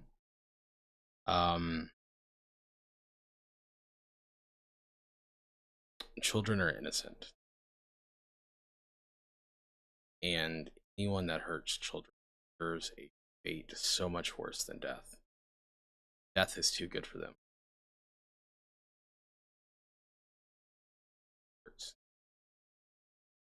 Hurts so fucking bad.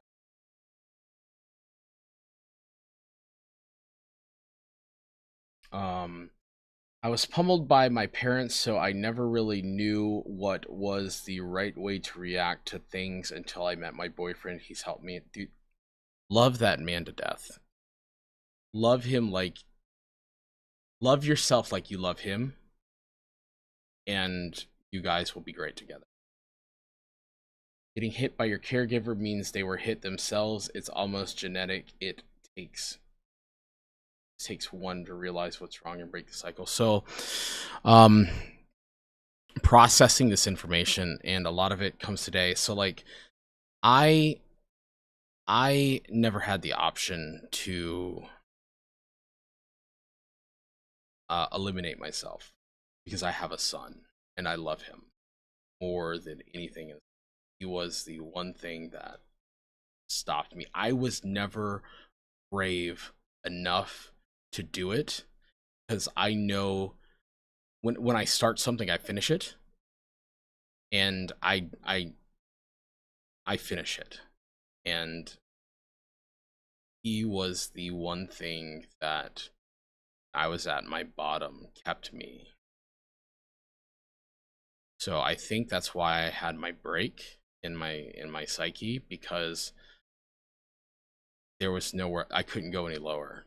I couldn't. I had him there stopping me from going any lower and just finishing it. And I couldn't figure out how to get up and get better, stand up. So the only other option was out, and I just checked out of reality. And that's when the psyche broke, and I ended up in low country transitions unit for mental health. I was there for 10 days getting meds to help balance me out and process. And I was being treated for bipolar. It's happened twice in my life. And just feeling where I was to where I'm at now is just, it's I don't know. And now I see the people in my life that were supposed to care about me didn't protect me when I was a child, and I get so angry because they consciously made a decision not to do it. And the thing is, now when I look at those people, I don't see them as adults. I see them as traumatized children because I understand where the trauma comes from, because I empathize with it. I feel what they felt and what they went through. It had to be something horrible. And I can't hit a kid. I can't hit a kid to get the anger out. So I have to forgive it and let it go. I have to forgive it and let it go. That's awesome, Moth. Just make sure to soak in those tools he's showing you how to use, and know you can use them on your own if you ever don't have the help, which is a beautiful thing to acquire. Yes, absolutely. Respect that person because they show you what you need. Appreciate the fact that you're willing to do the work to change for the person. Use them as the inspiration, the muse, the thing that you're the catalyst to your change. But respect yourself and the fact that you're putting the work in. Thanks, floofers. I have been good. I don't think I'll ever have kids, but if I do adopt one, I'd make sure to put up my most devotion to making sure they know that they are loved and how to love. Okay, be very careful. Be very careful, because you have to understand what love is. Love is not an emotion in your brain. Love is commitment. Love is wanting what you want, which is should be the best for yourself, for someone else, and making sure that they get that. And sometimes we have an anxiousness inside of us that makes us think we're doing the right thing for that person, but in all reality, we're actually smothering them because they need the space, because we often find our opposites in partners because we crave what strengths that they have inside of them. We need it, and chances are they need it in us too. Their weaknesses we're covering for them, and you actually cause a lot more damage because you don't know what you're doing. You think you're doing the right thing, but you're actually projecting your insecurities onto them, and it's not real. It's an idealized version in your head of who they are. So at that point, you have to stop, slow down, and listen to what they're telling you and trust that they're being honest, especially if they've proven time and time again that they're being honest and telling you the truth and letting you come to the realization on your own.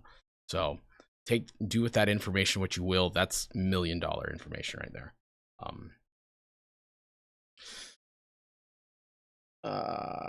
I'm thinking you are so mature and level-headed despite what you have went through and successful. I haven't been.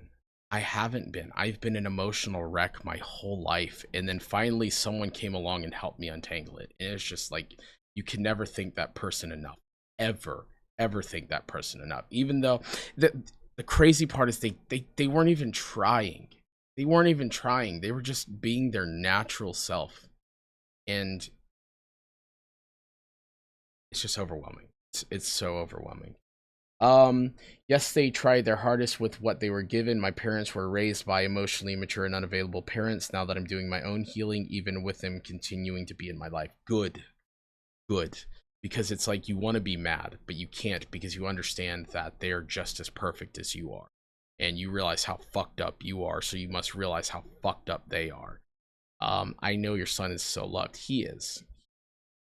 I could be a better dad. I definitely could. So maybe tomorrow I'll start. When I had my son, it changed my life. I will never be the same person I was before. It gave you a reason to change your life. You did the work. So respect and appreciate yourself for that. Good job. You put the work in. You showed up to the gym and started working out to make yourself better. He was just a reason. So good job. Proud of you. That would go down as one of the most infamous events in ShannyForChrist lore, driving all the way from Colorado to Pennsylvania. Even though they were broke, Jason still had a support system up there, so it was really their only option, and the road trip began.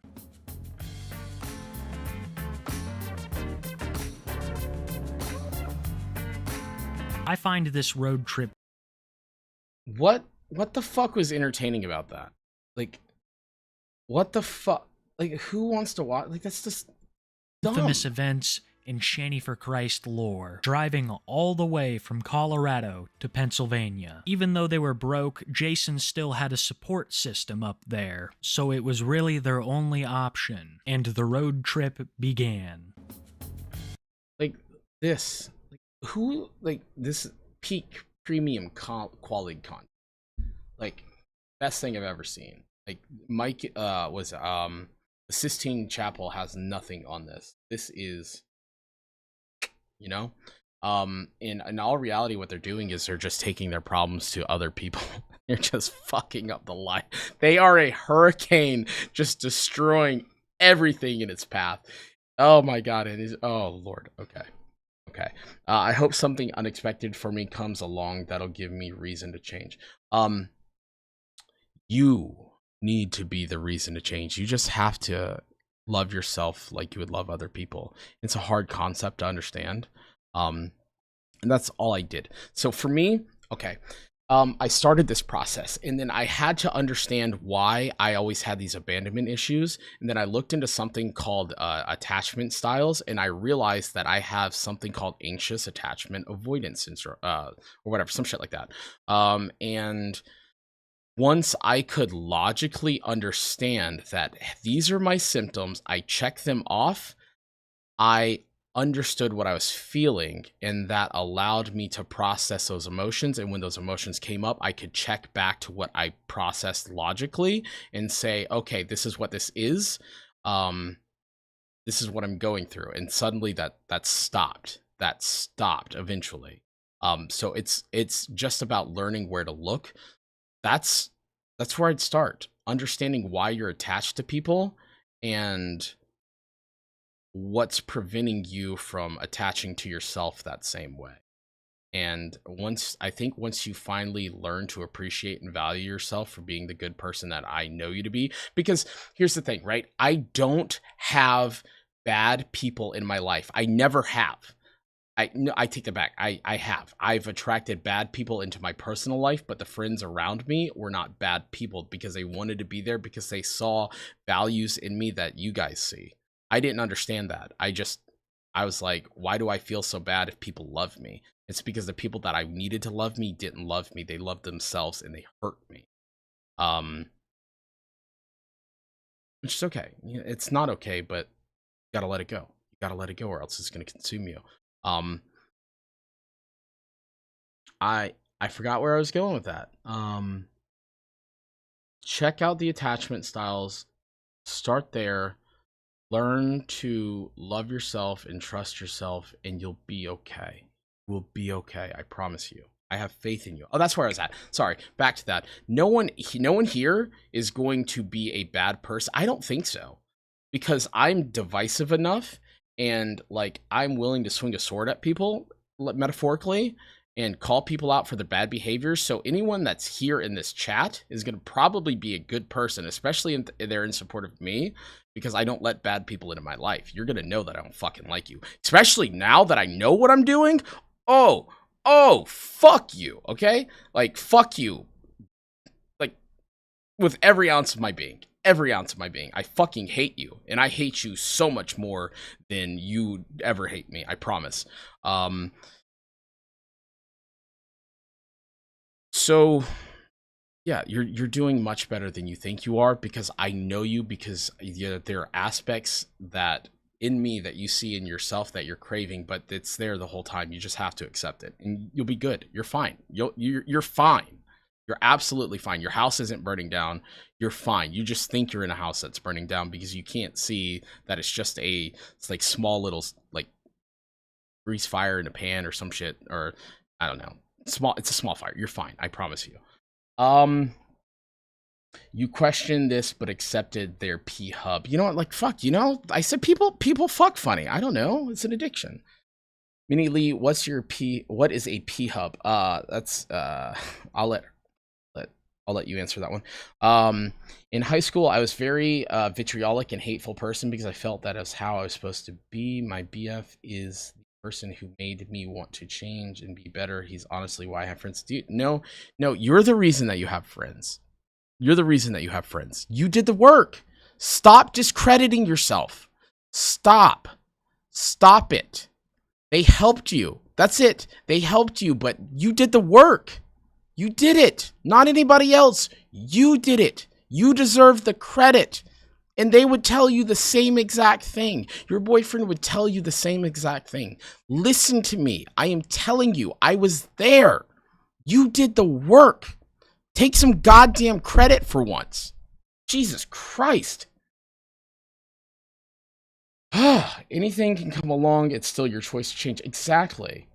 Goat just swinging his sword. If you got it, better flaunt it, Moth High School is definitely nothing like the real world. And when I found out, that's why I was shocked. Oh, it's not a burning pit. Metaphorically. Stop it, you. Jeez. Stop it. It's not a metaphor, Coral. He probably swings that sword. Just anywhere I can. It's a short sword. It's a dagger. It's like everyday carry pocket knife, but it's not about the size. It's about how you use it. So, no. Do not apologize to me. You do not apologize to me. You apologize to yourself.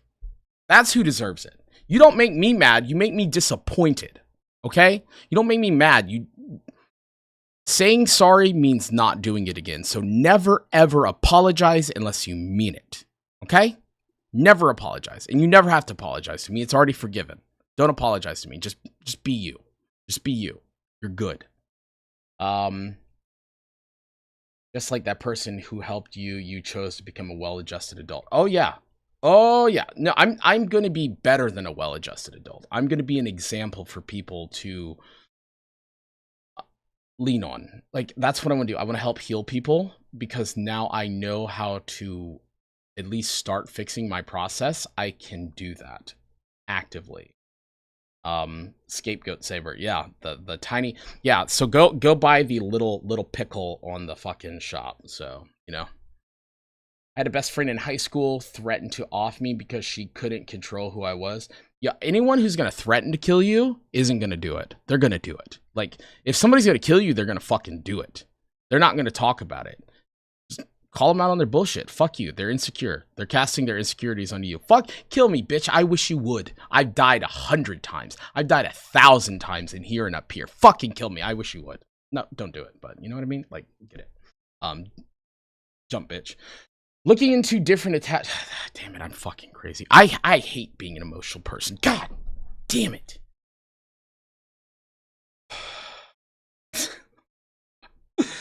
Looking into different attachment styles is a crazy experience after having someone use their age and power and authority to get in your head like a little parasite. Exactly. You've been manipulated. It's okay. It wasn't your fault. It was, but it wasn't. Especially if you're young. There's a power dynamic. It, in a sense, is your fault because you fell for it. You're paying the stupid tax, but you can't blame yourself for being a... You can't blame yourself for being a victim.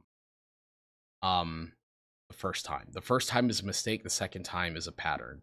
So, if you fall for it the first time, shame on them. If you fall for it the second time, shame on you. You should have learned the first time.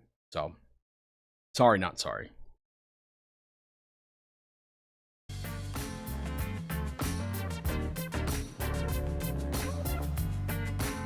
I find this road trip so interesting because Shanny recorded a good deal of it. At the time, their only hope for bringing in money was a social media career, as both of them had no interest in acquiring a regular job. During this road trip... Okay, Floof.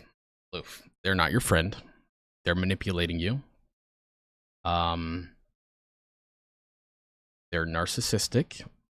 Look up the 14... I think it was 14... Minnie, was it 14 signs of narcissism or whatever that we covered? Look it up, understand what it is, and look up how to deal with it. And then once you understand how to deal with it, then...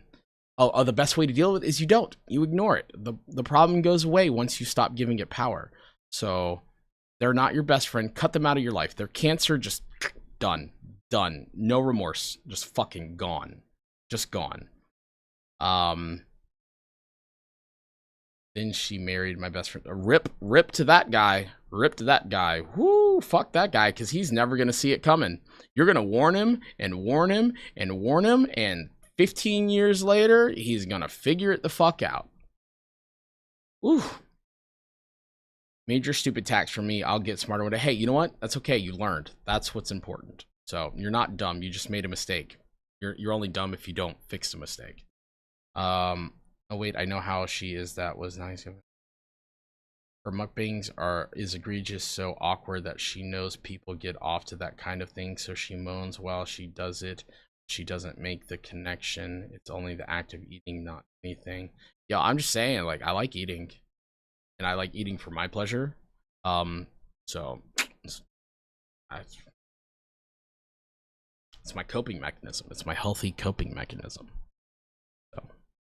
A number of funny, disturbing, and most definitely interesting interactions ensued. When Jason has his White Castle, everything's all good. But when he's driving all day and he doesn't have time to smoke as many cigarettes as he would like, he'd get a little cranky, leading to him, Shanny, and the boys getting into numerous fights, all for Shanny's audience to watch. It was already clear that Jason held Shanny's...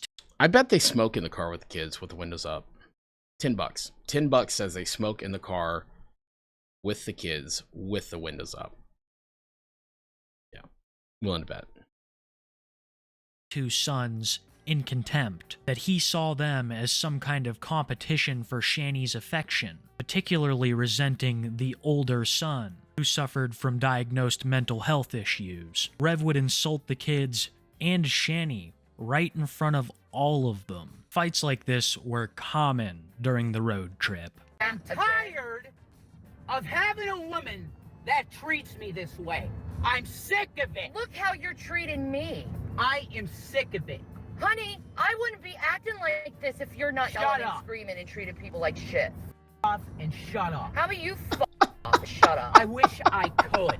All of this is going on while her two sons are sitting in the back seat, which, as you can see, is full. I feel so bad for these kids. I feel so bad for these kids, but it's just so funny when you see it for what it is.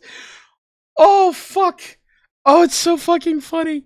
I feel bad for the kids. I wish the kids were not in this situation. I pray for them, but it's just so funny watching these two fuck each other up. Oh, I don't like watching people eat. I don't get mukbangs. The sounds make me feel a bit homicidal. See, I don't hear that. Usually there's thighs around the ears blocking sound, so. I hate $59 they put the cigarettes out on those poor kids. I don't think so. I don't know. Where are the kids and all that mess in the van? I see a hand here. So, you know, it's gotta be here somewhere. The kid's gotta be it. Unless it's a severed hand, it could be. They really don't give a shit about them. Like, I don't think they probably don't do anything abusive like that for it. It's probably more emotional damage. But then again, he spit on her, so he could be potentially violent, right? He assaulted her, but it wasn't like he hit her. He just, degraded her. So I don't know.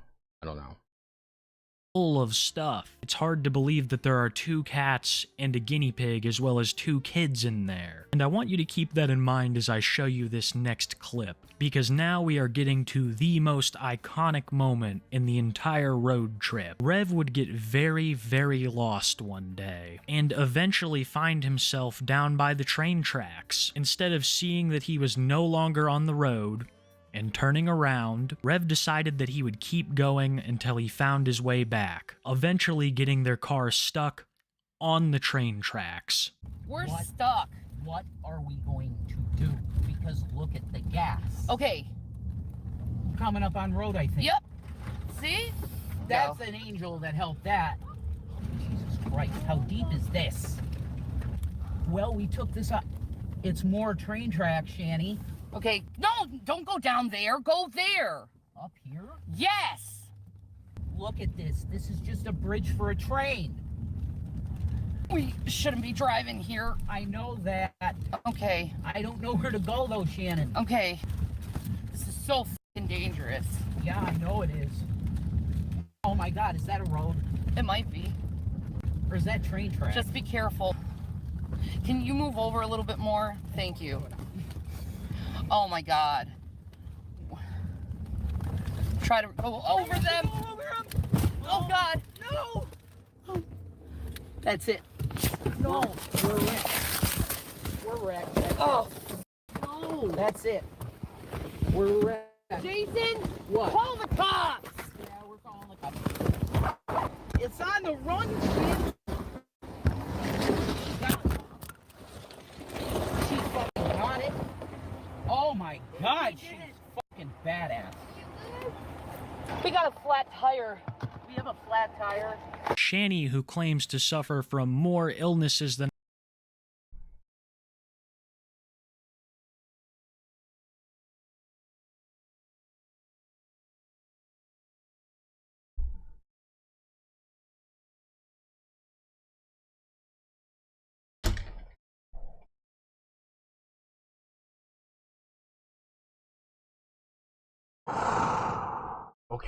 Okay.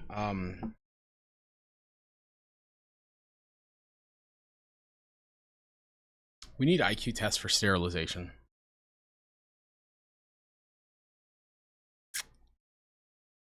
I used to have mixed feelings about Roe v. Wade. I'm in full support. The less people that we have turn up. Ooh, shit. Okay, yeah.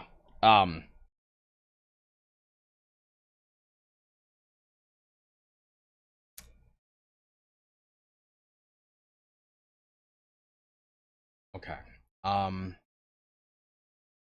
gonna read chat because there are things in my head right now that I need to not say because that's not gonna be. I don't care. I'll say them, but it's where are the kids. She has 2 kids. How? Where? Someone made a mistake, or someone started a pattern and slept with her twice, or it's 2 different men. I don't know. Are the kids in the state custody now, or what's the situation here? Has anyone watched their OF? Maybe she likes. If you pay to watch their OF, you deserve everything you get. I hope you get all your money's worth. Yeah, the kids are gone. That's good. Thank God. Those kids are going to have some wild stories when they're older. They're going to need so much fucking counseling. Not wild stories. There's fucking, wow. He chose to drive on a dead end because he didn't want to turn, like, back the fuck up. Back up. Put the car in reverse.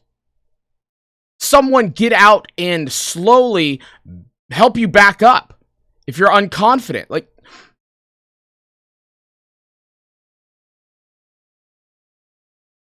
I can't even. That's, yes. I knew it. The religious Slidles. Weird how calm she is.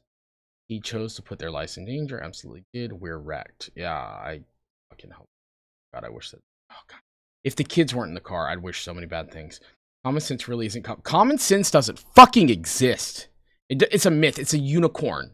Okay? It's a fucking fairy tale.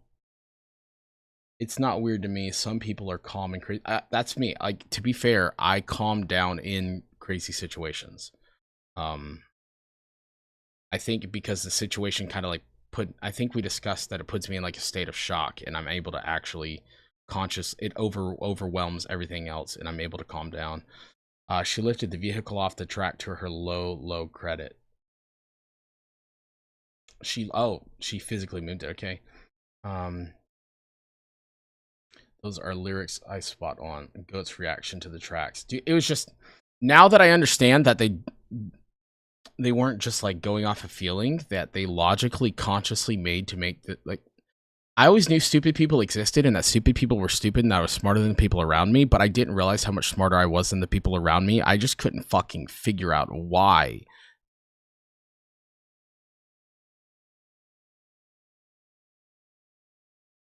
I don't even know what I want to say. Sweet baby. Yo, I finally made it to your live. Concrete, welcome. Put it in reverse. just fucking put it in reverse. Just back. Yeah. Just reverse. She's lifting for Christ. She prayed for the strength. Oh fuck! She lifted the car with the power the adrenaline of a mom have lifting her children, like a car off of her child that's pinned underneath it to get them back into safety. Like, fuck. Than I can count, pushed the car off of the train tracks. Yes, I know, we're playing tomorrow. To the amazement of Rev, Shani would go on to cite her super mom strength as the source. The cops would be called, rescuing Shani, Rev, and the boys from the train tracks. How Rev was able to accomplish this is beyond me. He had so many opportunities to turn around, but continued until he eventually got stuck. They are extremely lucky that there were no trains coming through there, and I wonder just how much it cost the train company to shut all that down for a period of time. After this incident, the road trip would continue smoothly, eventually arriving at their destination of Jason's uncle's house. Jason's uncle is going to become a pivotal character moving forward, as he is by far Shani and Rev's biggest enabler. After being evicted, they would live with Jason's uncle for some time, before being kicked out because they had not kept their promise of getting jobs. This began a saga of Shani and Rev bouncing around for what would seem like years. Sometimes they would stay at G-Man's house. Sometimes it would be a motel or an apartment. Even though they weren't technically homeless, they were still broke, and this put a massive amount of strain on Shani and Rev's relationship. Am I crazy? Or is like this makeup just like... Why does she look like she have vitiligo? Like, it's dark here, it's dark here, it's dark here because of the double chin and the shadow. It looks like she's losing like the pigmentation in her melanin. Yes, we're playing D&D tomorrow. Speeches float better than wet dreams. She couldn't even go fucking court for them. It was max. I don't know. I don't know makeup. I'm too real and authentic for it, so.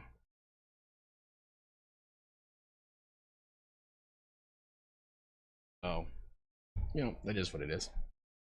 Oh God, it's been 2 fucking hours already. Jesus Christ, it's been 23 minutes of video. My bad, guys. Resulting in an increasing number of fights, one of the biggest leading to Shanny's arrest. It all happened on what was supposed to be a relatively normal night. The family had gone out to see Pokemon Detective Pikachu. Rev had consumed a couple of drinks before the theater, as well as at the theater, and was complaining about having to watch Detective Pikachu, which he saw as a kids' movie, beneath him. This argument would carry its way back to their apartment, where Shanny would end up striking Rev. After doing this, Shanny would call the police and claim that Rev had struck her. After the police arrived and got one look at Rev, it was very clear who the victim of this situation was, and Shanny was taken away in 2 pairs of handcuffs. This is ridiculous. I get put in jail and he hits me. I get put in jail and he hits me.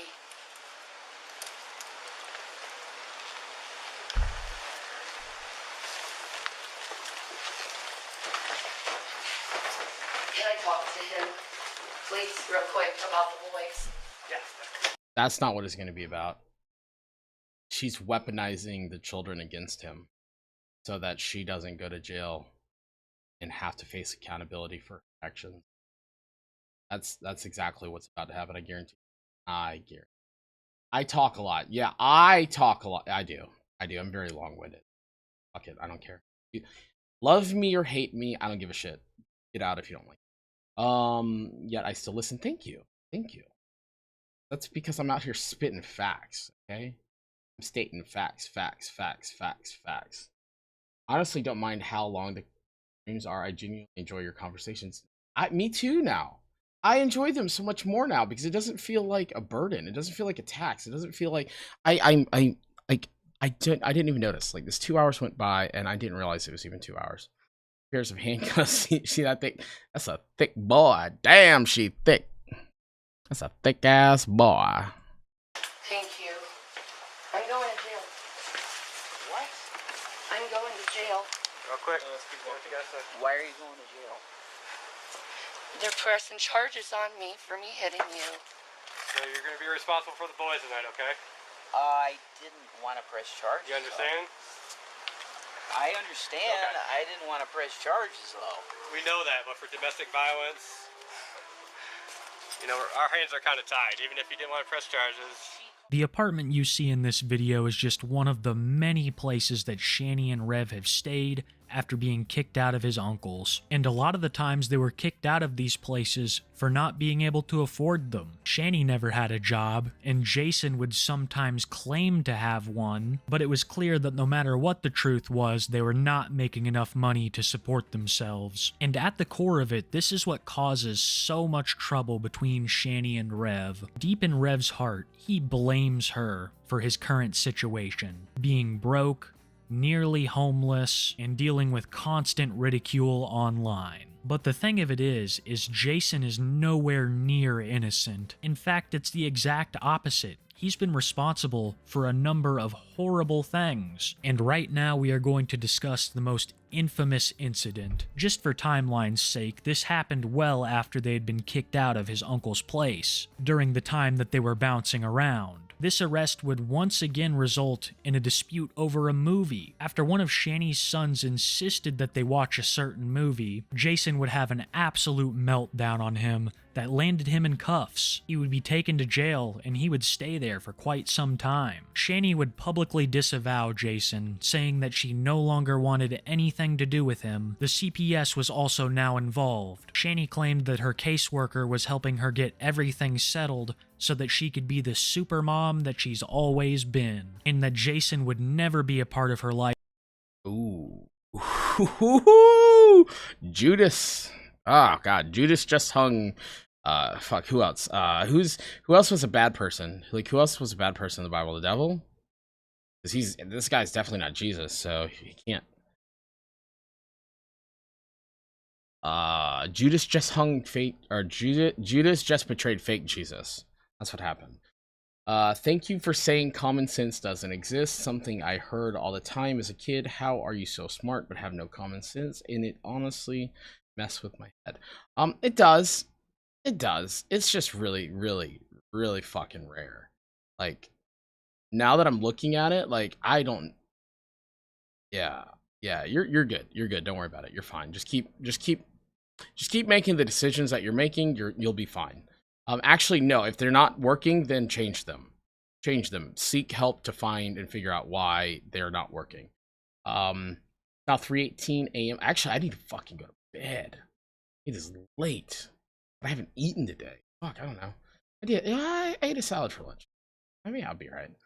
I mean, she's honestly pushing 4s, close to 500 pounds. Like, I'm not even being funny. No, you're fucking hilarious, brother. You're hilarious. She might be pulling the moon closer to the earth. All she does is suck the life and food out of everything that comes close to her. Doesn't work or exercise, just lays on the couch and says how sick she is and how she can't do anything. While, like, if your life is that miserable, just you know, just do yourself a favor. Just keep yourself safe. Emotional vampire, she drains everyone around her. God, you know, I miss it. Yeah. Never mind. Sorry, I was gonna go somewhere in my mind. There are kids. She leaves 2 or so hours from me. Oh, she lives lives. Sorry, their media. She's pulling that galaxy towards the Milky Way. The only Milky Way that she's consuming is the fucking candy bar. Let's be real.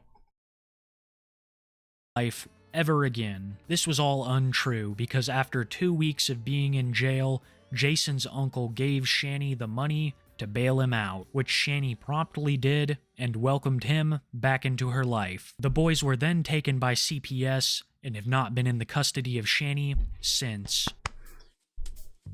Can we get a rare W in the chat for CPS? Because they fucking suck at their job. They finally did something halfway decent. So, like, rare, you know, half W. Give them a V. V in the chat for CPS.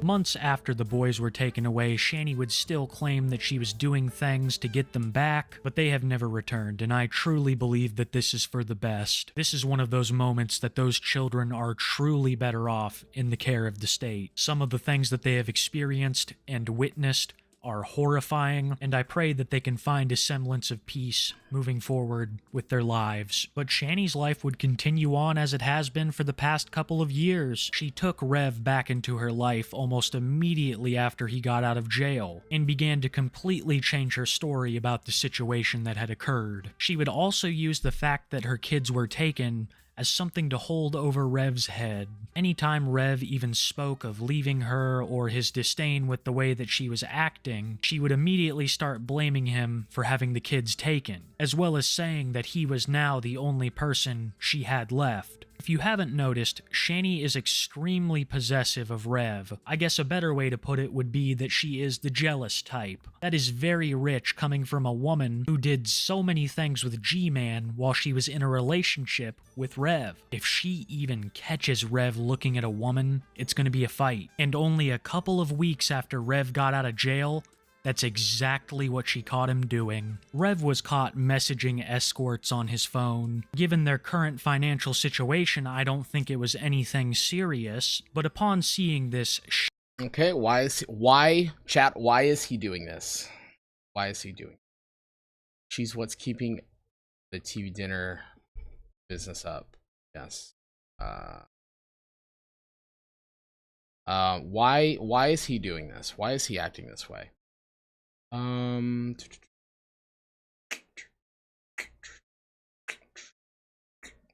While she sat on the couch, let it happen. She didn't take it back. She is a control freak. She's going to fall through the. No, she can't. She can't fall through the Earth's crust because she consumes copious amounts of Uncrustables. So it's like this like reverse polarity magnetism where it just repels each other. He's tired of her spoiled roast beef. A lot of narcissistic moms do that. You're used to as a financial means, even though you do. Yeah, like he's the enabler. He's the reason that gives her to be bad. Like, I am the reason that, or I am the enabler in people's lives, and I give them a reason for that. So the reason he's doing it is because he's looking for love, and he's equating his sexual desires as love because he doesn't understand emotional love. He thinks sex is what's going to take the pain away, and it's not. And she's giving him sex, and every time they have sex, it's just validating that thing, and he's just chasing it when that's not the problem at all. Because he married his mom, so just out here banging his mom. So yeah, it's crazy. Okay, I'll save it. Why'd it actually make sense? I don't know. Why'd what make sense? I say so many things that make sense. I can't keep up anymore. Shanny had a meltdown, and I know I've used that word a lot on this channel, but I feel like I've done it a disservice until now. Upon discovering that Rev had been messaging these women, she proceeded to shave his head, paint the letter A on his forehead, and publicly humiliate him on her live stream. Here are a couple of clips from the most infamous You moment go, girl. in ShannyForChrist Girl lore. power. I added black. W sis, slay bay. Now you can show everyone.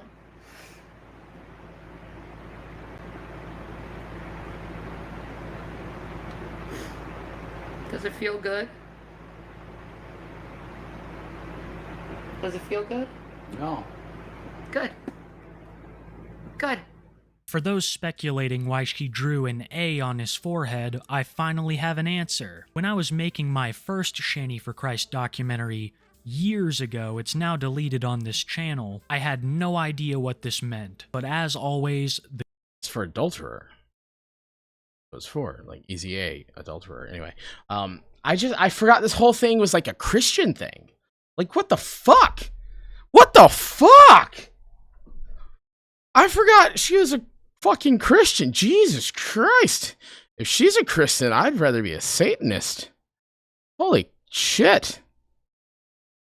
No, I don't want to be a Satanist. I just need to accept my own godhood. That's fine. We finally made it here. I don't think he's looking for love. I think he's tired of her sex. A lot of no, because that was me. I was lusting after women because I was seeking emotional validation in them. So, once I realized I could validate myself, then it like kind of went away. I no longer like had that drive to just, get it out of my system. So, at least that's my perspective from it. I could just be projecting on him. That's what I think, though, because I feel like that's what I went through. Jamie is an actual toddler. I want to see his face. Oh, look at how he's fucking proud she is. Fuck that bitch. Maybe he doesn't know how to tell her no and doesn't think she... Every time he tells her no, she abuses... Okay, he is a child. Mentally, he is a child. Emotionally, he is a child living that trauma. Every time he tells her no and tries to stand up to her, she is hitting a child where it hurts because she is so... She understands exactly how to manipulate him in ways that he will never understand. And that's what she's doing. She is abusing a child right now in front of us. From the Scarlet Letter, Grey Book. I haven't read the book. I just know where it's from. I bet some people wouldn't consider this abuse. No, like, here's the thing, right? If you have a humiliation kink and you go into it like adults with like two consenting adults and that's what you're into, then fuck it. Do whatever. Go fuck weird. I don't care. It's fine. Like, that's fine because it's actually probably healthy. Probably a healthy outlet to get those fucking feelings out and up because those feelings are coming from somewhere. Like, that's okay. It's okay to have those feelings, unless it's non-consenting. You can't fuck kids, no matter how much you want to. Dr. Disrespect or Cody Co or any of these fucking YouTubers like that play Minecraft. Just go fuck yourself. I bet some people wouldn't consider, and neither, which no money or anywhere else. You can't project you as others. Like, that's the thing, though. I feel like I lived this. So, like, I feel I know where it's coming from. I'm 99.9% sure I'm right. Shammy is only a Christian because of the whole forgiveness thing. She thinks it means she can do whatever and be forgiven. I guess Christ died for your sins, so you might as well use it, right? Like, fuck. Misery creates more misery. Bravado. Most don't even know they're in the black hole. I love being in the black hole, so it's all about the void. Lapel du vide. I'll wait for somebody else to make a video on Cody Co. The sad part is I really liked Cody. Kind of just don't touch kids. Like, there's laws in place for a reason. Like, you could have waited until she was 18, but you couldn't because you're a fucking pedophile.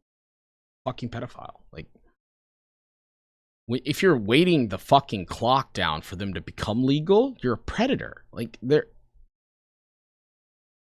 you're just waiting for your prey to get sick and tired, and then you fucking go for the kill. Like, dude. Okay. The YouTube comments section provides. And I want to thank all the people who gave me the rundown on why it was the letter A in particular. This all stems from a book called The Scarlet Letter, and the letter A on an individual is the sign of sin and adultery in that book. It's a very brief overview, but that's the explanation. As for the head shaving and the little bits of dye she put on his scalp, I believe that is purely for humiliation purposes. She made Jason look like this so that no other woman would find him attractive. My theory is further supported by the fact that she would not allow him to alter his hairstyle in any way. He was not allowed to go completely bald or even trim it, claiming it was his punishment for the sins he had committed against her, taking some kind of perverse satisfaction in the whole ordeal. I want you to keep in mind that Jason had just been arrested. The already low public opinion of him sunk after that. But even still, people were telling him that he had to leave Shanny because this was extremely manipulative. There would be a couple of moments where Jason would snap back to reality and realize just what was happening to him, but they were quickly overpowered by the guilt Shanny was putting on him over her boys being taken away. Here's a clip of a live stream that Jason held around this time. You'll notice him reading chat, which is telling him to run. Everything they're saying is get the hell out now. You're abused horribly, get out. Yeah, get out. I am. Get out. You don't love me. You never did. See, I did this for her. This. I look like this now. And that was for her. This is for her. How many women have I found you talking to like that? Shanny and Rev were really financially struggling at the time. Rev was losing massive amounts of weight and always I'm sorry, but it just makes me so happy because they deserve each other. Good Lord, it's so beautifully tragic. I'm so fucking happy right now. It's so, oh God. I bet some people wouldn't Stockholm syndrome at this point in manipulation. He would leave because, yeah, I think so. He's only Christian because Auto don't even know they're in a black hole. Okay, I said that. I don't even like when someone waits till they're 18. Like, I'd rather that than when they're a minor, but still. So here's the thing, right? Like, pedophile like that goes after a kid is at least, I guess, an honest pedophile. Still deserves the same treatment. The person that's just waiting is a little bit smarter and hiding it better. Okay? Same person. Same fucking person, just a little bit smarter. So no excuse. No excuse. As a Christian, I don't think she really believes like how some people just say that they do because their parents did, but don't really. Most Christians don't even believe in the first place. So, like, or they believe. That's the problem. They don't believe, they know. So they spend their whole life trying to validate it, but they can't. So they end up falling out of it because they realize religion's a scam. Yeah, it's a classic move predators use to make it seem like they're a good person, but trust me, they aren't and would do it if they had the chance. Absolutely. She wasn't Christian until she got with him. She's still not a Christian. She doesn't stand for Christian values. She doesn't implore Christian, like, morals and ethics. Like, she's a fucking monster. Christ didn't die for her. That's not who he died for, so fuck her. Gonna be burning in the lake of fire for hurting a kid. Fuck yeah. If she's a Christian and she believes, like, in the Bible and shit and how that works, then yeah, she gets that. Hopefully, I hope to God it's real for her. She definitely thinks she gets an advantage from claiming she does. Even advantage in her eyes is really negative. Yeah. So, like, that's all you'll ever get. That's what it says in the Bible. It says something like, "Don't pray in public because the nota." Basically, that's all you'll ever get. You'll never get it. God's never going to honor it because you're doing it for show, not because you're. Once you learn to start speaking your true authentic power, everything else, like your true authentic truth, everything else falls into place. Like that's why I'm so confident now. I feel so good because I'm confident because my heart matches my head, matches the words coming out of my mouth. I feel good. I feel energized. So sorry for typos. Quickly doing other things. I know you're probably over there. I think she believes she just believes her way. I am related to these nut jobs, wholeheartedly believe, but still hypocritical the whole. I feel like when you know somebody and wait till they are of age, you most likely have been grooming them. Bingo. She was Christian before him with G-Man. G-Man probably wasn't Christian either. None of these fucking idiots arguing over whether God is real is a fucking Christian. They don't have any faith in what they believe in because they would know. They wouldn't need someone to argue. They wouldn't have to argue their point. They wouldn't have to argue their point if they knew it. They don't. That's why it's a belief, not a knowing. It's not gnosis. It's belief. I feel like when you know somebody... But if you're not believing the right way, then do you even really believe, or are you just making it up in your own religion with a title slapped on it? You don't believe. Believe leaves error. Believe leaves room for error. Error is going to cause dishonesty. That's why it's important not to believe something. If you don't know something, it's okay to say, I don't know. It's perfectly fine to say, I don't know. As long as you, like, do your best, like try to find out why you don't know it. I don't know is an honest answer. You can feel good about saying I don't know. It doesn't mean you're stupid. It just means you don't know. You don't know. I will take the opportunity to find out should I have that opportunity present itself. Or now that I've had this conflict come up where I said I don't know, then I can figure it out. Like, that's okay. I respect I don't know. I don't know is just an opportunity for me to help educate you. That's honest. It's okay. It's okay not to know something. What's not okay is to pretend you know something and bullshit and then get called out on it later because you were bullshitting because you were insecure in your feelings.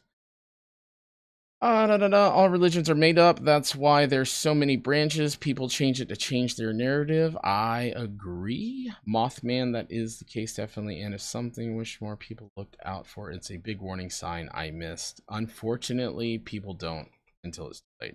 She really believes she would appreciate Jesus to the point where she takes care of herself because of his sacrifice and promise. Exactly. Cherish the gifts that you've been given, right? That's the whole point. And what's more beautiful than the idea that God died because you're not perfect, so he paid the debt for you. Talking about how hungry he was. He would also complain about Shanny hoarding certain items like food or cigarettes, giving people the impression that she was... No! That's a manipulation tactic. That's a manipulation tactic. He provided you with something that only he could do. This way you're subjugate to him. Fuck that. Fuck that.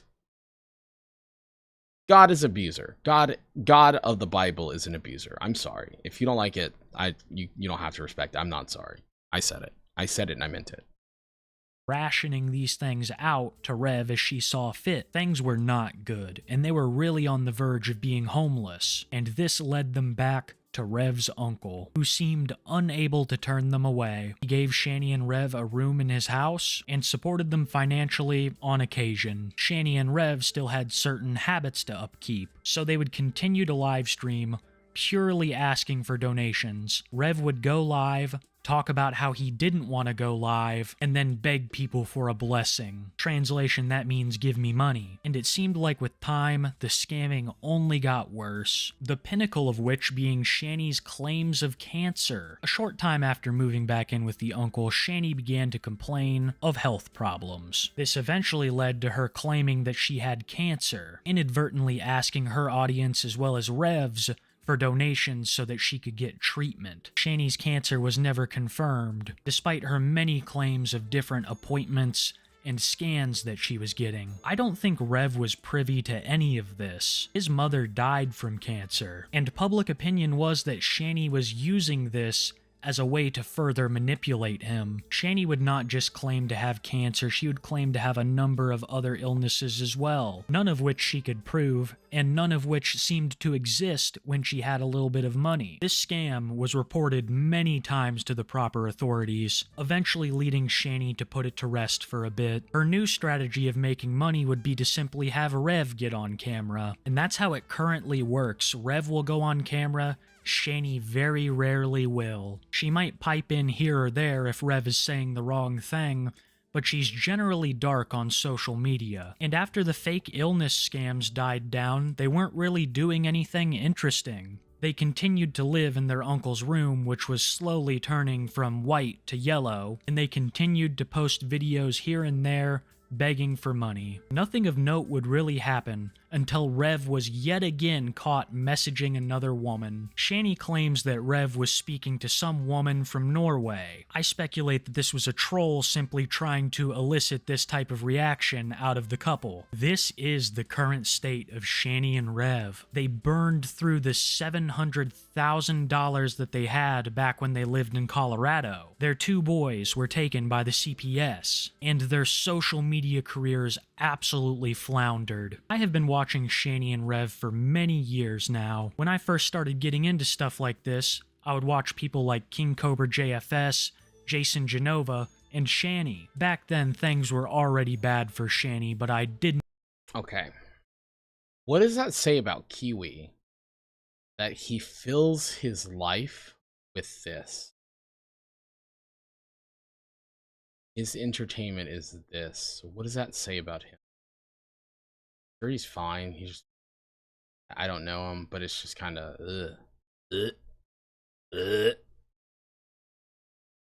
I'm only doing this because I get bullied into doing it. It's kind of gross. It doesn't upset me or bother me when others don't believe or even hate on it. I still like other people's personalities. So I believe in God. I don't believe in Yahweh, the storm god, the Mesopotamian storm god of the Bible.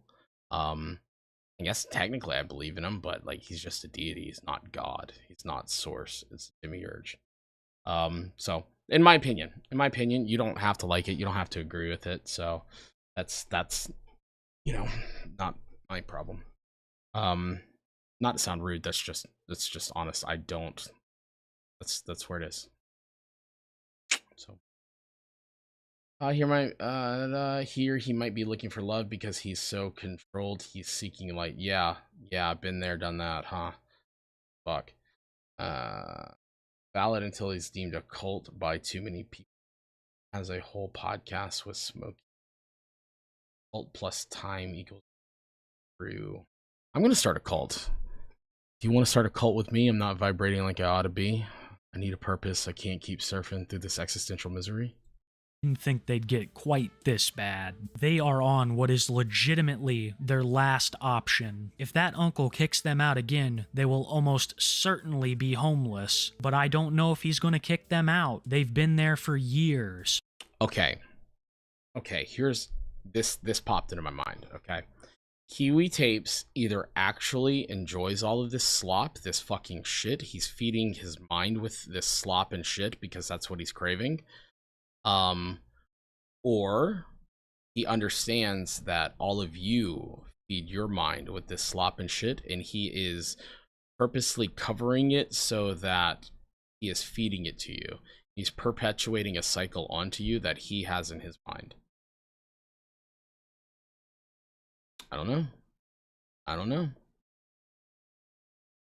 No, just a thought. Just a thought.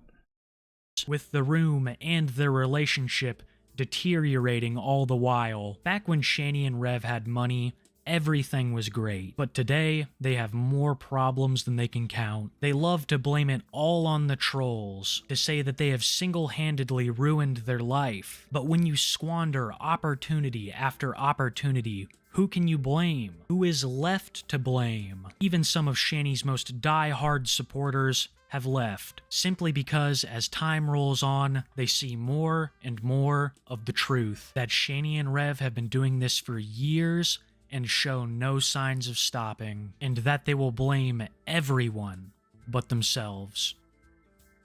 I mean, it was a good video. Like, it was good. Like, it was well put together. It's just the quality of the video and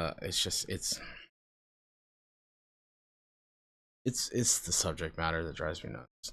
It's not worth it. Okay. Well, that was ShannyForChrist by Kiwi Tapes. So I don't know. That was good. I thought it was a good stream. This is a therapy session for me. It felt so good. It felt so good to get it out. I think people who really like people who have been alive for less than 18 years, I think you're reading into it too much. I don't think so. I think I'm dead on. I think I am right, and you just can't admit it. Oh. Okay. Because that's the thing, right? So, like, when you start thinking about marketing, you start thinking about advertisements. How do you capitalize on? How do you advertise a product? You find somebody who has an audience that is loyal and dedicated, and you give them money to shill your product, because the product isn't the product. The people in that audience are the product. That's how advertisement works. That's why I'm never going to shill a product unless I actually use it or actually believe in it. Like, I don't use cryptocurrency. I don't necessarily not believe in cryptocurrency. I just don't know anything about it. So like doing like some boogie 2988 shitcoin, like, if I do that, that's a scam. Don't fucking buy it. Like, I'm getting paid $1 million to do it. Like, fucking, that would be a dumb decision for me not to do. But don't buy it. That's not my integrity. I don't have that integrity. Yeah. So I don't know. I could just be reading into it. I don't know. I think I'm right. I think there's something else going on there behind the scenes. It feels like it, but I don't know. And that's that's the truth with absolutely nearly everyone. Anyone that, like, especially anyone that promotes a product that they don't actually believe in, then yes, absolutely. The whole advertising market's a scam.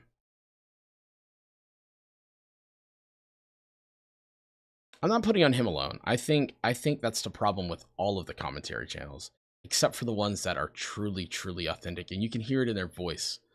Like I said, I think August speaks well. I think Atozi is very genuine. Just like a Cheeto or Sensitive Society. Like, Sensitive Society is like fake as fuck. I'm gonna head out, Goat. It was an amazing stream. Thank you for opening up the way you did. It gave me a lot to think about. Absolutely, you're welcome. Don't thank me. No. Don't thank me. Don't thank me. I wasn't doing this for you. I was doing this for me. If you got something out of it, thank yourself for being willing to be opening up to getting whatever out of it. You're doing it, not me. Not me. Have a good night.